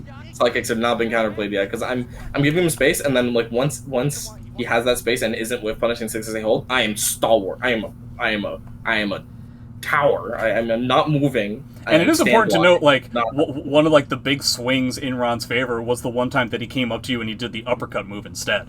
And it ended up catching the move. So when it comes to... It's a very, I have to say it, like, awfully, like...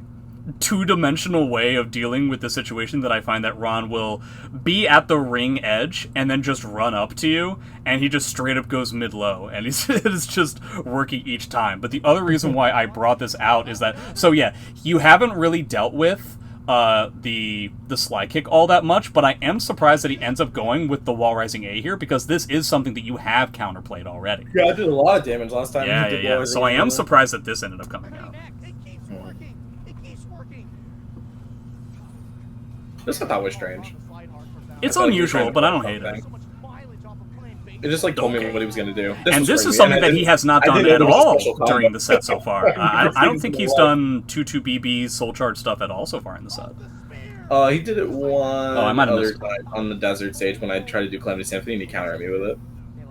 It was actually the last round of the reset. Preset, I mean. Preset and reset. The preset reset, yeah. With punish. Man, 2-2A is recovering that long. Yeah, dude, it's bad. Yeah. This move is bad. not good. I don't get it. I don't think this move is good. I'm sorry, I just don't.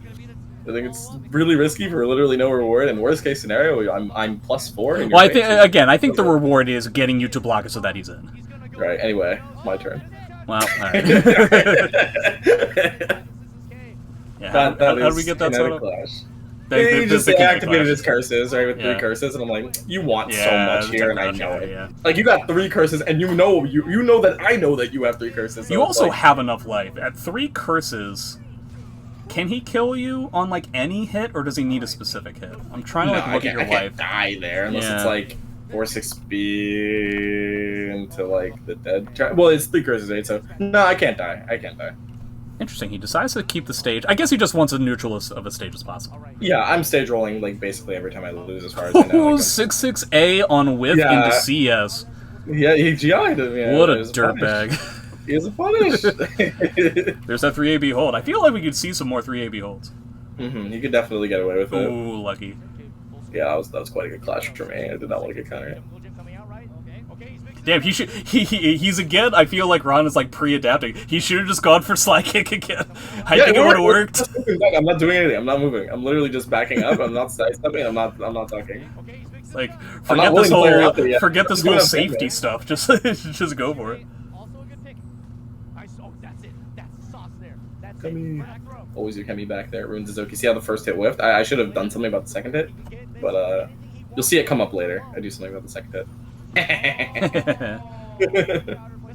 Oh, he just went for it. Oh, you know what? That was actually really smart. Yeah, because I thought about the explosion. Yeah, you have to worry about the snap, and so you don't actually get something. Can you, I know I should know this.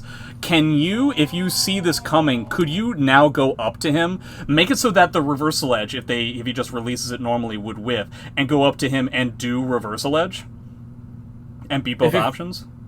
If he fully charges his reversal edge and I charge my reversal edge, his fully charged reversal edge becomes a break attack, so it'll go through my art. Yeah, maybe. Yeah, but at that point, you might be sidestepped enough to where it'll whiff. Sauce lamels. I know, yeah. But theoretically, I guess, I don't know if the explosion is already unsafe, though. I don't know if he actually gets hit for doing it. I've never RE'd the projectile. We got a timer issue here, 5 seconds. Well, issue for him, not really for you. Yeah. That being said, you are kind of dead to one hit.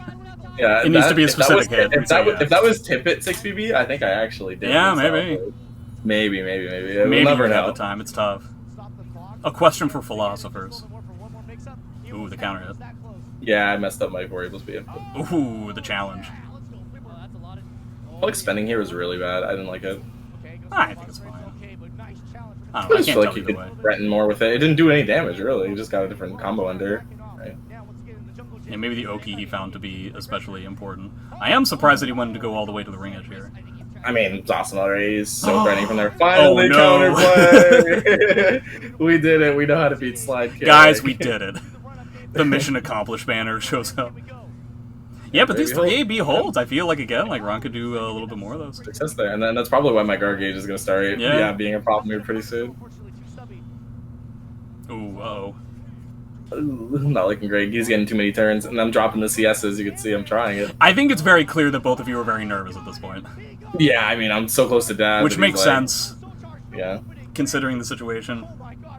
Seriously, something I thought was interesting. I healed back to gray from red at the start of this round, which I thought was really lucky. I'm probably another block away from being yellow, but yeah, I think that de-incentivized him from playing fast, which was the scariest thing for me here. I did not want him to start. Were you holding guard while the round was transitioning? No, I don't think that does anything. It does. It does that? Yeah. What? Yeah, just in case you guys didn't know, hold guard while the round is transitioning. It actually heals your guard more. You are gaslighting. I'm really not. I mean, I apologize if I'm wrong, but this is a conversation I remember having with Enders and Icy like 2.5 years ago, and we found this out because Icy and Enders were having one of their, 80-year-long arguments about, like, yes, you can do this, no, you can't, and then the conclusion we came to is that if you're holding guard while a round is transitioning, it will heal your guard gauge more than normal. That is... We're going to talk about that later. Yeah. There's no way. I'm like 90% sure. That's insane. You know that, right? Like, that is insane. But if you think about, like, the other patches that we've had, it isn't. We've had situations before where things that happened after the round was over affected the game.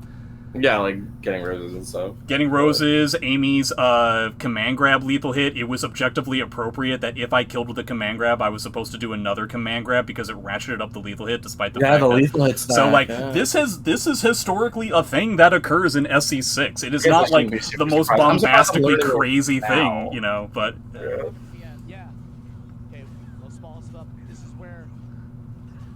the chat saying somebody needs to test this, but you can just trust me. Trust me, bro. I don't sound like that. Okay, going with the soul charge. This makes sense. Yeah. The punch was a bit ambitious. I guess he felt like he needed to have an ambitious sort of thing. Oh. Interesting. He's moving up with like A6s now. He wasn't really using, unless I missed it, he wasn't really using A6 before. I wonder what. No, he was content with 3A Behold because it was working. Yeah. I feel like 3A Behold is still like a thing that you could use. More command grabs. I don't think have we seen a single CS. That was actually buffered. No, I don't think so. That was buffered off of nothing, by the way. If you look at my movement prior to that happening, it's actually quite obvious that I'm doing it. Yeah, it is. I see it. But, There's no way I'm going to register that in a tournament setup, but looking at it, yeah, it's pretty painfully obvious. Yeah, it's completely different from my normal movement, right? I felt like maybe he could start, seeing that. I hated this. This made no sense to me. I think that should have just been a 2B or something that ends in legitimate Oki instead of sending me away with 2 curses on. It just gave me so much freedom. Like, I felt like, okay, well, I have 2 curses on me. Sure, I can take a lot of damage I still feel like it might be a conscious choice to send you far away, because he is getting success out of it at times.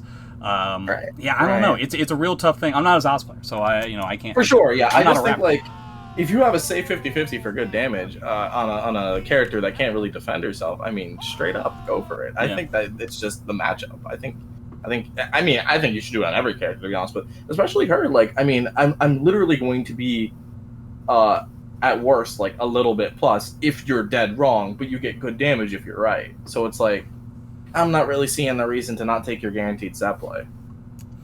I also just wanted to pause this just because I thought that this was a very, very strong read. I think this is yes. It's a shame he didn't get something more out of it, but still, it was very good. I guess he just doesn't have the time for something like 3A or 6A. Yeah, maybe he wanted to just be active while also just like playing around my super. Maybe he didn't really want to like wholeheartedly bait it. Oh, he probably knew I was going to do it. Okay, Soul Charge and 2 bars is a lot. Oh, we went for the grab. He didn't have a guaranteed kill, I guess. No, he didn't. It was just AA that you get there, or a curse. And then I challenged his approach. Yeah, that's really happy about that. You haven't... Well, I was about to say you haven't really used 6's K like at all. But that's not entirely true. But the 6's Ks have been clutch with a capital K in the past 2 rounds. Since the preset, I didn't use it. Yeah. This is the first time this set me using it. And yes, it's my go-to mash tool in Soul Charger because it's faster than 4-4B and 2-4B and these other tools. Like, it's 16 frames. Like, that is respectable. That's like normal character mash. It does tech crouch, right? So, yeah, tech crouch is having a forward movement tech crouch is pretty good, guys. I don't know. It's some block in Soul Charge. Like, it's volatile. It's a good fucking move. You block it, you don't feel good. So we end up getting this exact same stage again. It's good. Yep. So that was something I felt confident with mashing in, and I felt like because I knew when he'd mash, it just felt really good to make that decision. Yeah, it definitely makes sense. Okay, here we go. Alright, we died. I feel like you take the corner here, but he actually had a jank setup I've never seen. No, but that's one of those, and this also makes sense, right? Because again, he's been going with the B over and over again. So even if you registered it in time, it was appropriate to go with the K. I think he's only gone for the K one other time, and one hit and 2 was when you were on the ground. So it's not even the same situation. So yeah, this was really good from him. I like this like chart of decision making. All of this happened because he counterplayed my immediately. Yeah, my immediate nothing. I did not get the play after that. Like, I literally just died. Ooh, Ron going with like little tiny stuff now, playing small caliber. Yeah, really small. With the meter lead, I think this makes sense. Because this is what he wants to set up. He wants to go back to like the jump moves. He hasn't really been going for this, or he hasn't really had a lot of success with it since the very beginning of the set. You know, it's like also like when I'm low on meter, my options are like a little bit more limited. Like, I'm gonna try to grab or low. Like, yeah, what honestly are the moves that you're thinking about when you're dealing with small caliber Zos up in your face, even when he doesn't have any curses? Like, a jump B was definitely not on the list, right? Yeah. Like, I'm thinking like, things I can beat with like tech crouches, right? Like disrespect tools that beat grabs. That's why I 2K'd there specifically. It's like, if he's gonna play around grab, it's gonna be with a tech crouch, right? No, he jumped. So that's why I kind of appreciated it there. Like, I really thought that I didn't want to have to add jumping to my game plan because optimal jump moves aren't particularly good anyway. But I feel like if he's going to play around my grabs, it's going to be with 4-6B, 6B plus K, these typical like Zalsano like full crouch 3K. Yeah, FC 3K, we saw that one we've seen a lot. Yeah. So haven't really seen 4-6B as an attempt to get away from it. So now definitely seems like jump B is going to have to be added to the arsenal of stuff that you're going to have to worry about in terms of your grab counterplay. Right, which just leads me to be more passive. Like, if Yeah. I want to deal with jump B, I'm just going to try to whip punish it. It's not like you can, like, just hard call it out with something on frame advantage, right? Oh, that's not what you wanted. Yeah, it's Oh, a 99 B plus K. When I try to totally get why Ron tried to do that. He got the win if he had gotten it, but he's just not... He's just ever so out of the range of getting the whiff punish he needs to end the round. Yeah, he doesn't have any curses, so there's just that. A little something, but not the best. Oh, it's just like the whiff punish number 3 in this round that ended up not working. I got this timer going now, too. Are you thinking about spending meter to try and win this round? I feel like you have to, right? Just watch. Just watch. 1, 2... Bam. Yeah. I said, motherfucker, this is my round. I'm not so, like, but like, why do that here rather than the soul attack previously? Because I didn't want to do it if I didn't have to. Okay. Because you still technically had, what is it, like 2 ring out attempts? Like, this could be CS or SS, and then, like, you know, I could have the health lead and then run away, right? I don't need to kill him, I just need the health lead. Right, But then he was, like, counterplaying too much step play. I was like, oh, nothing's landing, alright, fuck it. We gotta go. And so are you trying to figure out chip damage at this point? Do you not have enough time for that? I definitely do not have time for chip damage, for sure. I did 6-6 because I thought he was going to move. Everything I do is because I think it's going to land now. Ooh, that's a very good read. And that makes sense, right? I think you've gone to that option each time so far. Yeah, it was either that or AA. So if you immediately do duck into 4K, you're going to beat both. You only lethal at the break attack, but he didn't need damage. He needed the turn. Right. You know, because the timer was going out. So yeah, very smart play. It makes sense considering he did, like, the context objectively right thing, in my opinion, yeah. Oh, it looked like he had ducked that. It always looks like you're ducking because it's plus 16 in crouch. Yeah, so you just time the active frames. Yeah, it always looks like you're ducking. Another good duck. Risky duck, but good duck nonetheless. Yeah, but it's like he has soul charge, so the damage is scary off of mid, but he has no curses. Right? Yeah, I guess that's the thing. Is like, so the amount of damage you're getting out of this, if you're right, it's 3 AKB, I guess he's doing. Yeah. Like, and it's less damage than my punish. Yeah, like you're saying. Yeah, so it makes sense. Okay, yeah. Yeah, he stayed on the ground. It was just really good. A dropped command grab, I presume. Yeah, he probably was. You're just like holding low guard. The Philly duck. Yeah. Oh, that would have hit me. You're baiting a CS, yeah. Yeah. I think he's doing something, right? He's gonna duck, he's gonna GI or E, anything. Like, I'm just looking for a reaction, but I just caught him ducking here. Yeah, this has gotten grab spamming. So scrappy at the end. If he keeps whittling it down, it doesn't make sense to get knocked down, right? Because he has to think of smaller pokes. He can't just be like, okay, I get one knockdown, call it a Oki mix up, call it a day. Nice block. Yeah, man, the ring out opportunities have just not. It's obviously like you're not getting any like you're not getting hurt by it, but boy oh boy, you have not been. Have you thought about going to the mid, or is just the reward for the low too high? I just felt like because the counterplay was just so apparent, I didn't want to like think about it, because at the end of the day, I felt like he was kind of reacting in a way that I couldn't mix him. So I just felt like I'm gonna do the thing that keeps getting blocked and just like kind of wait for it to not get blocked, as opposed to like trying to win here. So I try to, if I invest mental stack into trying to win that in that set play, I'm losing it in other places. Right. It felt like it was never going to work. I'm okay with it never working. It's safe attention is right? a mental resource, and it's always something that you have to be taking into account, just like you would your life or your meter or your stage positioning, stuff like that. And I guess you're really only worried about this if he actually fully steps it and gets like a 2-2B with punish or whatever. Yeah, then I'll probably just stockpiling for the mix-up altogether, right? Because then it doesn't matter what I'm choosing. Okay. Yeah, Man, he's rolling forward in the Okis. Dude. It's good. Yeah. He's doing them, and he's rotating his defensive options excellently. A very Blade traditional piece of counterplay, I think, to Ivy is rolling forward in a lot of her long-range types of Oki, and I think that still does objectively make sense. I have to admit, I hadn't even thought about using a forward roll during these types of Okies, because you have options to beat this. You've got what is it, like 1B plus K or whatever it is. Like 1B plus K is rollable here, but obviously you can't forward roll it. But B hold is like the traditional like force block. Like there's mids here that hit you on the ground, right? Mm-hmm. Generally, I expect if someone's gonna roll here, they're gonna roll away and eat a little bit of damage, but get out of the Oki, not roll towards me and try to get a punish. So yeah, definitely wasn't ready for that. Rolling forward at certain spacings makes a lot of sense to me. I have to admit, at the close range IV type setups, I wouldn't have thought of it in a million years. Yeah. Boy, oh boy, you committed Yep. so heavily to the Yup. duck in both soul charges here. I Just the knew. no mix-up, huh? He was not willing to use the mid anymore. He just wasn't. He wasn't willing to stop me from defending in that particular way. Mm-hmm. So I just felt content. Even if I was going to die to it, I felt like I was right. And I was right. He ends up completely eliminating Ron's soul charge here. But you still have some work to do. I have 3 curses on me, so I Yeah. can get breathed on and die. No one can counterplay slide kicks. If there's any takeaway that I want people watching this to have, is that slide kick in Soul Calibur is actually the strongest move for all characters. There actually is no way to beat it. Yeah. That's why Amy is the best character in the game, because she has the best slide kick. This was sick, though. Ooh, the 6A. And you've It's done that a bad. handful of times already. So yeah, this is exactly what you were hoping to have set up in the first place. This is kind of what I was talking about and what you were talking about once we had the reset. Is that this situation was not being set up as often as it was at the beginning of the first set, and now you're getting it more often, and even just 1 or 2 additional B6s is enough.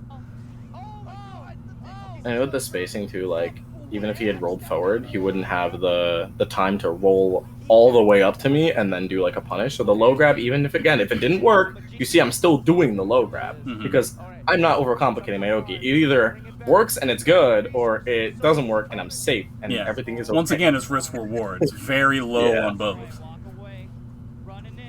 goes for the mid this time. Okay. Yeah, you just knew. Again, sometimes Ron's jumps are just, he just Yeah. knows. He just Okay, knows. he's challenging the command grabs again. He's doing a lot of ducks just in general. In fact, I feel like you're mixing up grabs with lows, which is kind of what I was talking about before. Yeah, I'm trying to, like, play around stuff that he can just OS, kind of, like he's just beating both. I thought I was in punish range that is Yeah. minus 12. But Actually, I too think far. it's more than that, Here, but I might be wrong. here I do something pretty crazy. Oh, yeah. that's And good. you would think I had it, right? But It was good, though. I- Wow, you I didn't was even so- have to back up for this, which Yeah, I think is so- kind of crazy. yeah, you can, like, do a 1 input after instant crouching, and it makes it a little bit closer. But I thought that this was it. Like, I thought this was absolutely the way to win this round. I thought Yeah. I pushed him out a little bit on the block. There's no way this isn't in ring out range. If he GI's here, game over, EVO over, 3-0, I'm good. And it's just like, Conway says it the best on commentary. He says the hand of God pulls Ron back into Yeah. the ring on some miracle, and it felt like a miracle. And I have to be Fuck, honest, I can't win here. I'm on Ron's side for this. What, GIing here? You don't deserve this.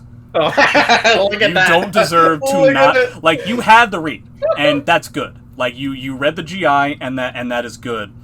But with no backup or Dude, this whatsoever, is no extra acknowledgement right of the spacing disparity that should occur in the I, situation. I, and if just you got look, this. if you look closely, I step forward. I know this works. Yeah, step forward. but objectively, that's stupid. It should that not. was so weird, but it's in the game. And The, I know the I did move it. still needs nerfing. I can't believe the move used to be overwhelmingly better than it is now. Yeah, it used to be way more broken. It's a great low. It's honestly just an amazing that's right. low. So what do you Yeah, get here? but, What were you trying for there? It is. So I got 3-3A. I think you know which step A is Right, supposed yeah, to be. yeah, It's, okay. it's run up 2-2A, right? It's just I didn't get what I wanted. And that's honestly a pretty big deal. He Yeah, wasn't dead, I- but he was close. This was the only time where I was going to use my meter aggressively. This was gonna be 2-2A, Yeah, you were gonna do 2-2A CE, and just right? soul attack. Soul super attack, or okay. One or the other. I think at the time I was thinking soul attack. Hmm. CE is a good point though. It would have done a lot of damage. Maybe That's you're the right. max damage combo, right? Yes, 2-2A Yeah. raw CE. I was thinking 2-2A 6BA hold K soul attack because I was guessed for game and he ducked. I mean, you Right. saw Yeah. I knew how he would defend against the Oki for the stance, right? I knew that if I did the B just frame, he would duck into it. So I was 100% sure that if I got 2-2A here, I could make him guess wrong. But I didn't get the 2-2A, right? So now we're playing neutral. And I Right. still have my bar, which is nice. I still feel comfortable, but I don't have a lot of health to play with, which is why I have to spend it here. Yeah, you had to spend Oh my it. god, he's gonna fight for his life. Yeah. Yeah, and I think the bet was somewhat reasonable. I knew he wouldn't duck, but I didn't know I would be out of range because he kept moving, which was good for him. I have He to admit, moved back.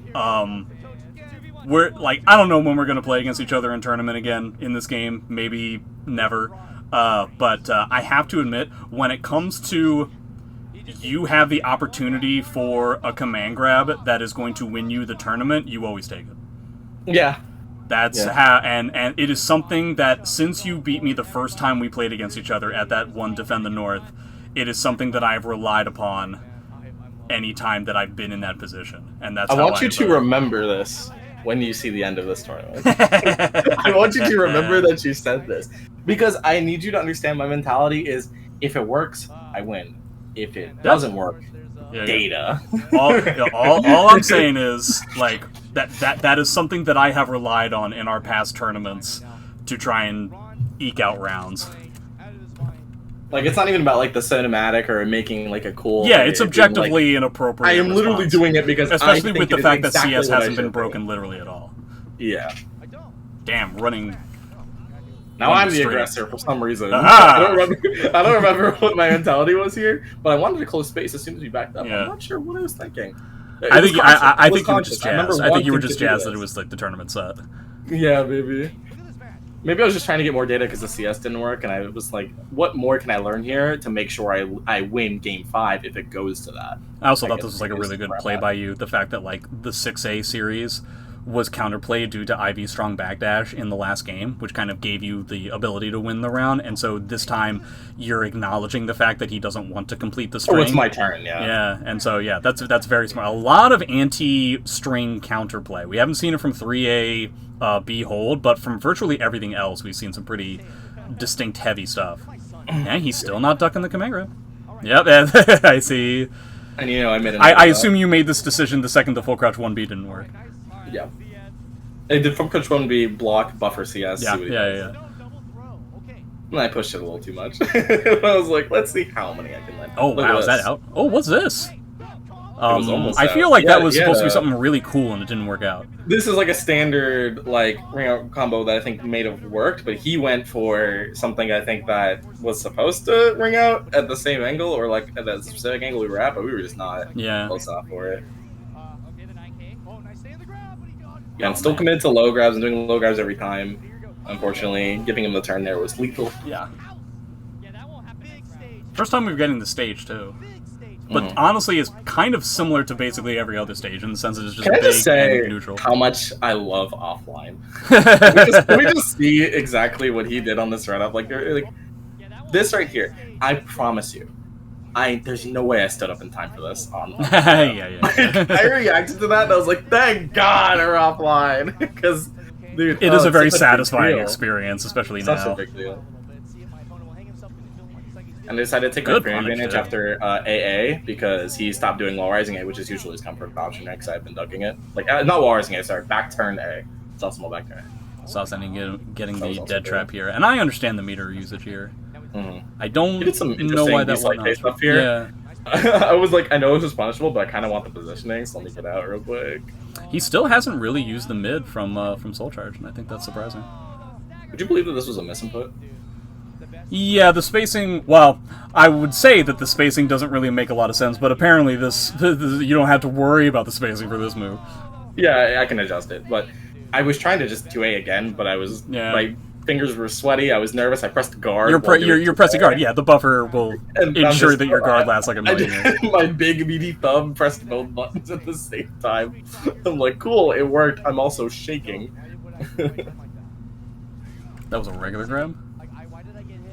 I think this is a conscious, just forward. Oh, really? The front? Yeah, the regular front throw from Ivy screws me up every time. By default, you see how I showed a buffer before it too to like make it seem like you could break it. Because that's the thing, right? Like if you see a regular throw, you can choose whether or not to do a back or forward throw. Yeah. After already teching for CS, so I just was on layer 3 there. Yeah. By default, I will attempt to break CS, and if I have effectively done the input that I believe will break CS, and I have not broken the animation, I immediately go to back. Switch to back. So when it's just a regular Ivy front throw, boy oh boy. You gotta really be thinking about it to tech that, I feel like. Yeah, 3 layers to just deal with a regular front throw from this character. Man, so much meter on top of it too. This is the situation that you had set up way back in like the first game with Ivy, I think, right? Yeah, this was game 2 of the preset right after Girl, yeah.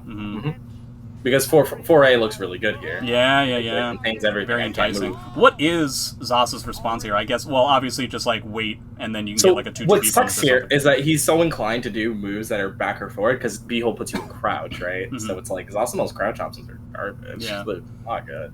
So he does a wall raising A here and does what, 2 damage, and I'm content with it. Or he presses what he wants to press here, which is perfect range, covers Ivy moving. You hate when Ivy moves. It's just such bait. It's At a that point, you complete- just have to like- accept it, and then if you do, Just back like, up. if you back up, then you get like a huge punish, and that's not even. Yeah, you Zasa's can probably 6BB lethal hit. Yeah, my probably. will be, right? Or at least But like a 2-2. I decided he was going to be active, right? He wanted his frame advantage. You going for the So- Yoki here, I assume? Because the Jay, what do you Yoki, think the this Oki Yoki is? means that he's dead. So what do you think this Oki is? Pause it.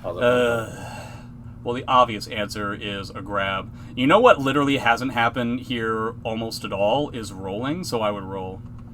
Okay. So remember what you said about winning tournaments with? Yeah. I told you, dude. It's like, okay, that's data. Next Oki, mid. Yeah. You know what I mean? That's it. I have accepted that. It's okay. Even if I lose this round, I'm like, I got it. I know But what to at do. least for me, I think the objectively correct. Unless I'm forgetting, I feel like roll has not been instituted in this Oki yet. I get that Ivy has fantastic options for that, but you can eat a 1K, you can eat the BB, and then you can Technically, get out of right? here. But it's like you have so little health to play with. I feel like maybe you value have it. enough to beat the options that beat roll. And Technically, I yes, think yes, you do. that is. Look, I'm not going to It's give scary. you. It I is- can't provide you a drop of wisdom that suddenly makes the situation great for Zaslav. I'm not going to be able to do Yeah. that. But eating, just straight up get up and deal with like if you're a god, I guess that's a different. And what Ron did was 100% appropriate and got him the maximum amount of damage in this situation. For me, I'm a little scaredy cat. I don't want to deal. I don't want to deal with it. I would like in my position here. I would get out and then I would try to make my meter do the damage for me. But that's me. Punish. I understand No, this. okay. Yeah. Kind of Very wish we had sketchy. still seen that one move, the 2-2 plus K. Yeah, maybe he tried it because Maybe that's what he was trying to He do. does play on the stick, so you do have to press the buttons together. He probably doesn't have a people's K behind. I like we were talking about how he's not going to do the soul charge mid, and then he does the soul charge mid. Yeah, I was finally just not willing to guess though. that was at the point where like I have so much health I can't guess, man. So you want to win this round? Ooh, wall rising B maybe? Yeah, I just thought so when this happened and I ducked this, I remember how little with recovery 6AA hold actually has. So I thought if I did wall rising B and I just finish it, I'm gonna get like fucking launched. No, here, yeah, right? you're dead. Yeah. So I'm gonna do FC1B. If it gets tip hit, I'll take my tip hit Oki and try to kill him. If it whiffs, at least I'm fucking safe, or, Yeah, or at least safe-ish, right? Like there is just that. Yep. And then finally, He kind of put himself in that position. After yeah. he- As soon as I blocked understand this, I'm that he like, has dude, to. this is way too scary for you. This is mad. Like this is -8. Like you are guessing. But it is You are kind of guessing. insane because we had talked about it earlier on the set. Like you had not dealt with the low a one time yet. Yeah, if you this got was hit low- by it while you were on the ground, then he got a round out of it the previous time. Like I get it, it's now the end of the tournament, and so like the mix-up has changed. And he dies. bring He the context, dies. but yeah. Straight up. Like he dies if he does it low here. Yeah. He doesn't low. So he probably just wanted to stay safe. He was okay with taking the turn here. I think the mistake here was straight up not spending second bar. I think as soon as you're wrong, you soul charge again. Yeah, It's- maybe. You It's can't tough. lose. That is you can't tough, lose yeah. here. You know what I mean? And it's too just scary. a 1 bar difference, right? Right. And I And know you I have the understand, stage like, positioning.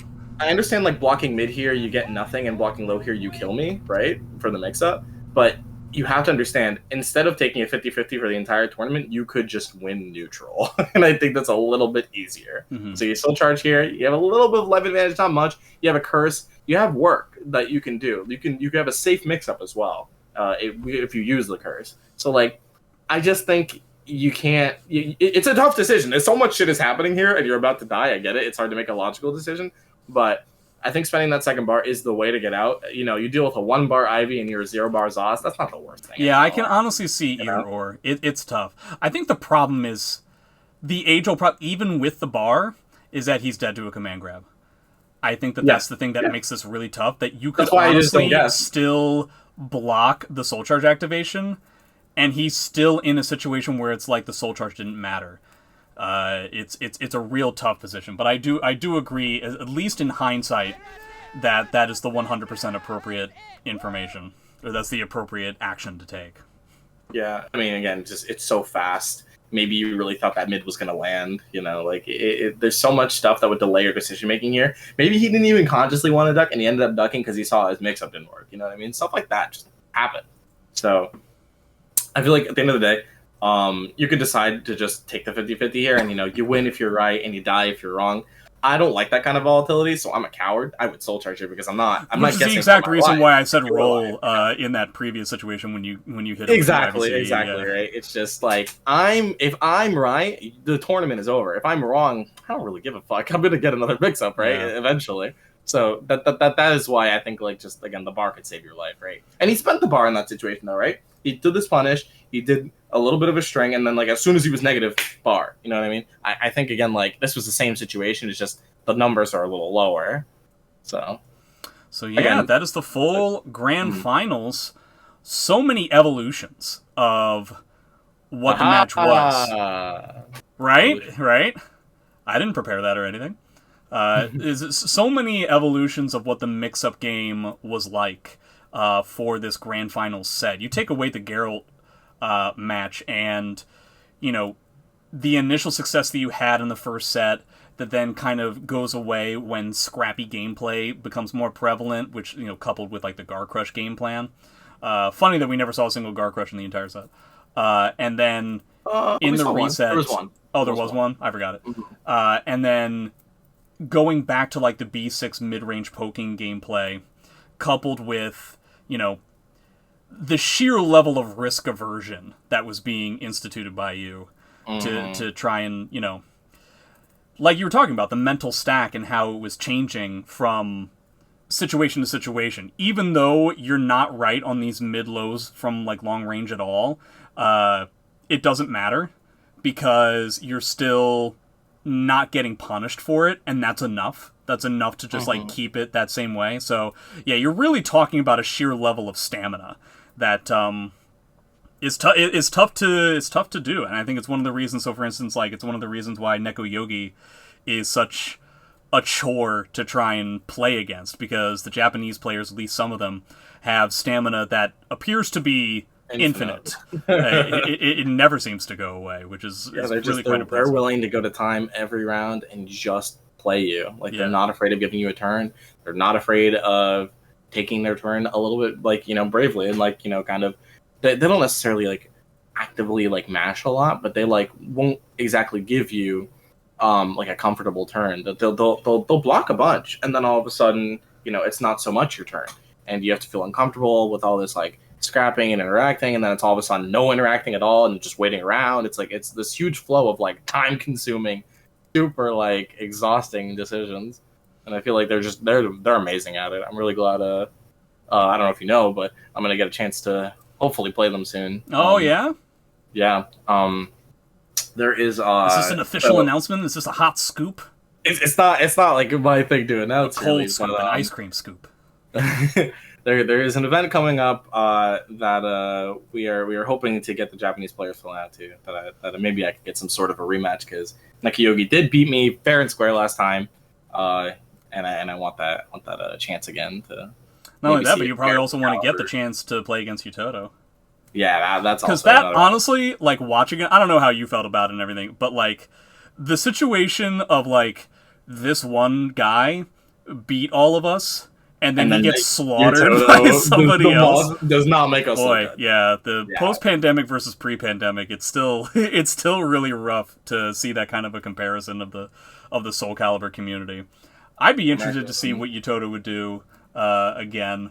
I'm always interested in seeing, like, what Utoto does. You remember when Blue was going around to a bunch of people and trying to create, like, an amalgam of all the tier lists that everybody had? And then Utoto responded with something like, hey, I noticed, like, he said on Twitter after the full tier list came out of everybody's tier list, and Utoto goes, I noticed that all the characters that I play, people put them as, like, low-tier characters? Wow, you guys must think that I'm, like, a really good player or something, haha. And I sat there and I'm like, yeah, I do. That's exactly what I think, Utoto. You're really good. I don't know what to tell you. Like, I don't think it's because Voldo's high tier. I think the character has some things, but also some really bad things. But hey, this video is already long enough.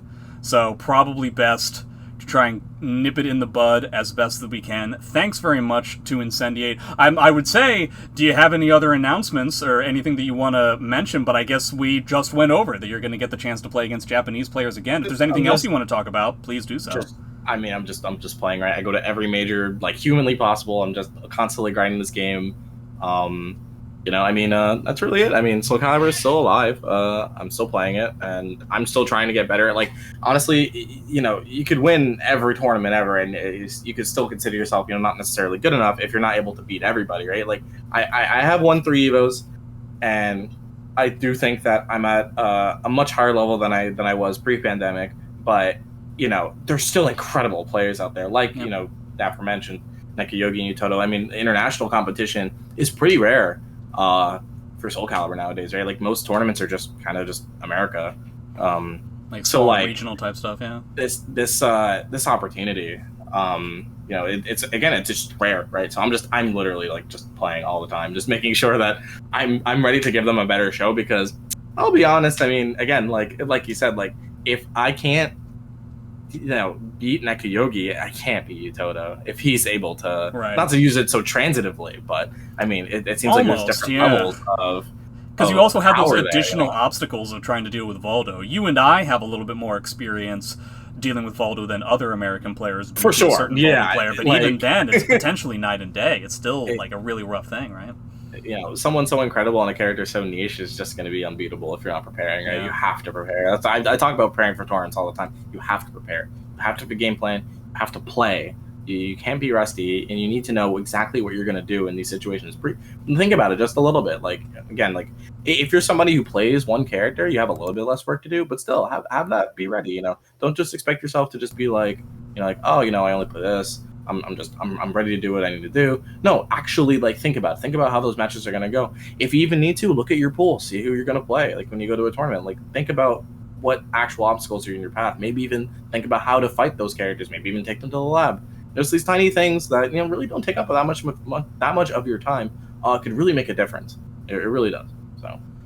Success is the combination of opportunity and luck. You heard it here first, and stay tuned for Incendiate Against the World coming in again as time goes on. So special thanks to Incendiate for doing this video analysis of a reset grand finals. We're in our 4th hour of this. And so anybody who made it to the end of this video, congratulations. This is normally where I would give you a special phone number that you can call and you'll get a prize. I don't have that kind of money, so I'm not going to do that. But I hope you guys enjoyed this. Thanks to everybody who followed along in Twitch and everybody there in YouTube land. Tune in next time for Eye of a Samurai, where my guest will be a different person. Oh, I was going to do like a... Well, the noise suppression killed the drum roll, but yeah. You didn't have a name. No drum roll, it's just microphone bad sound, but alright, that's it.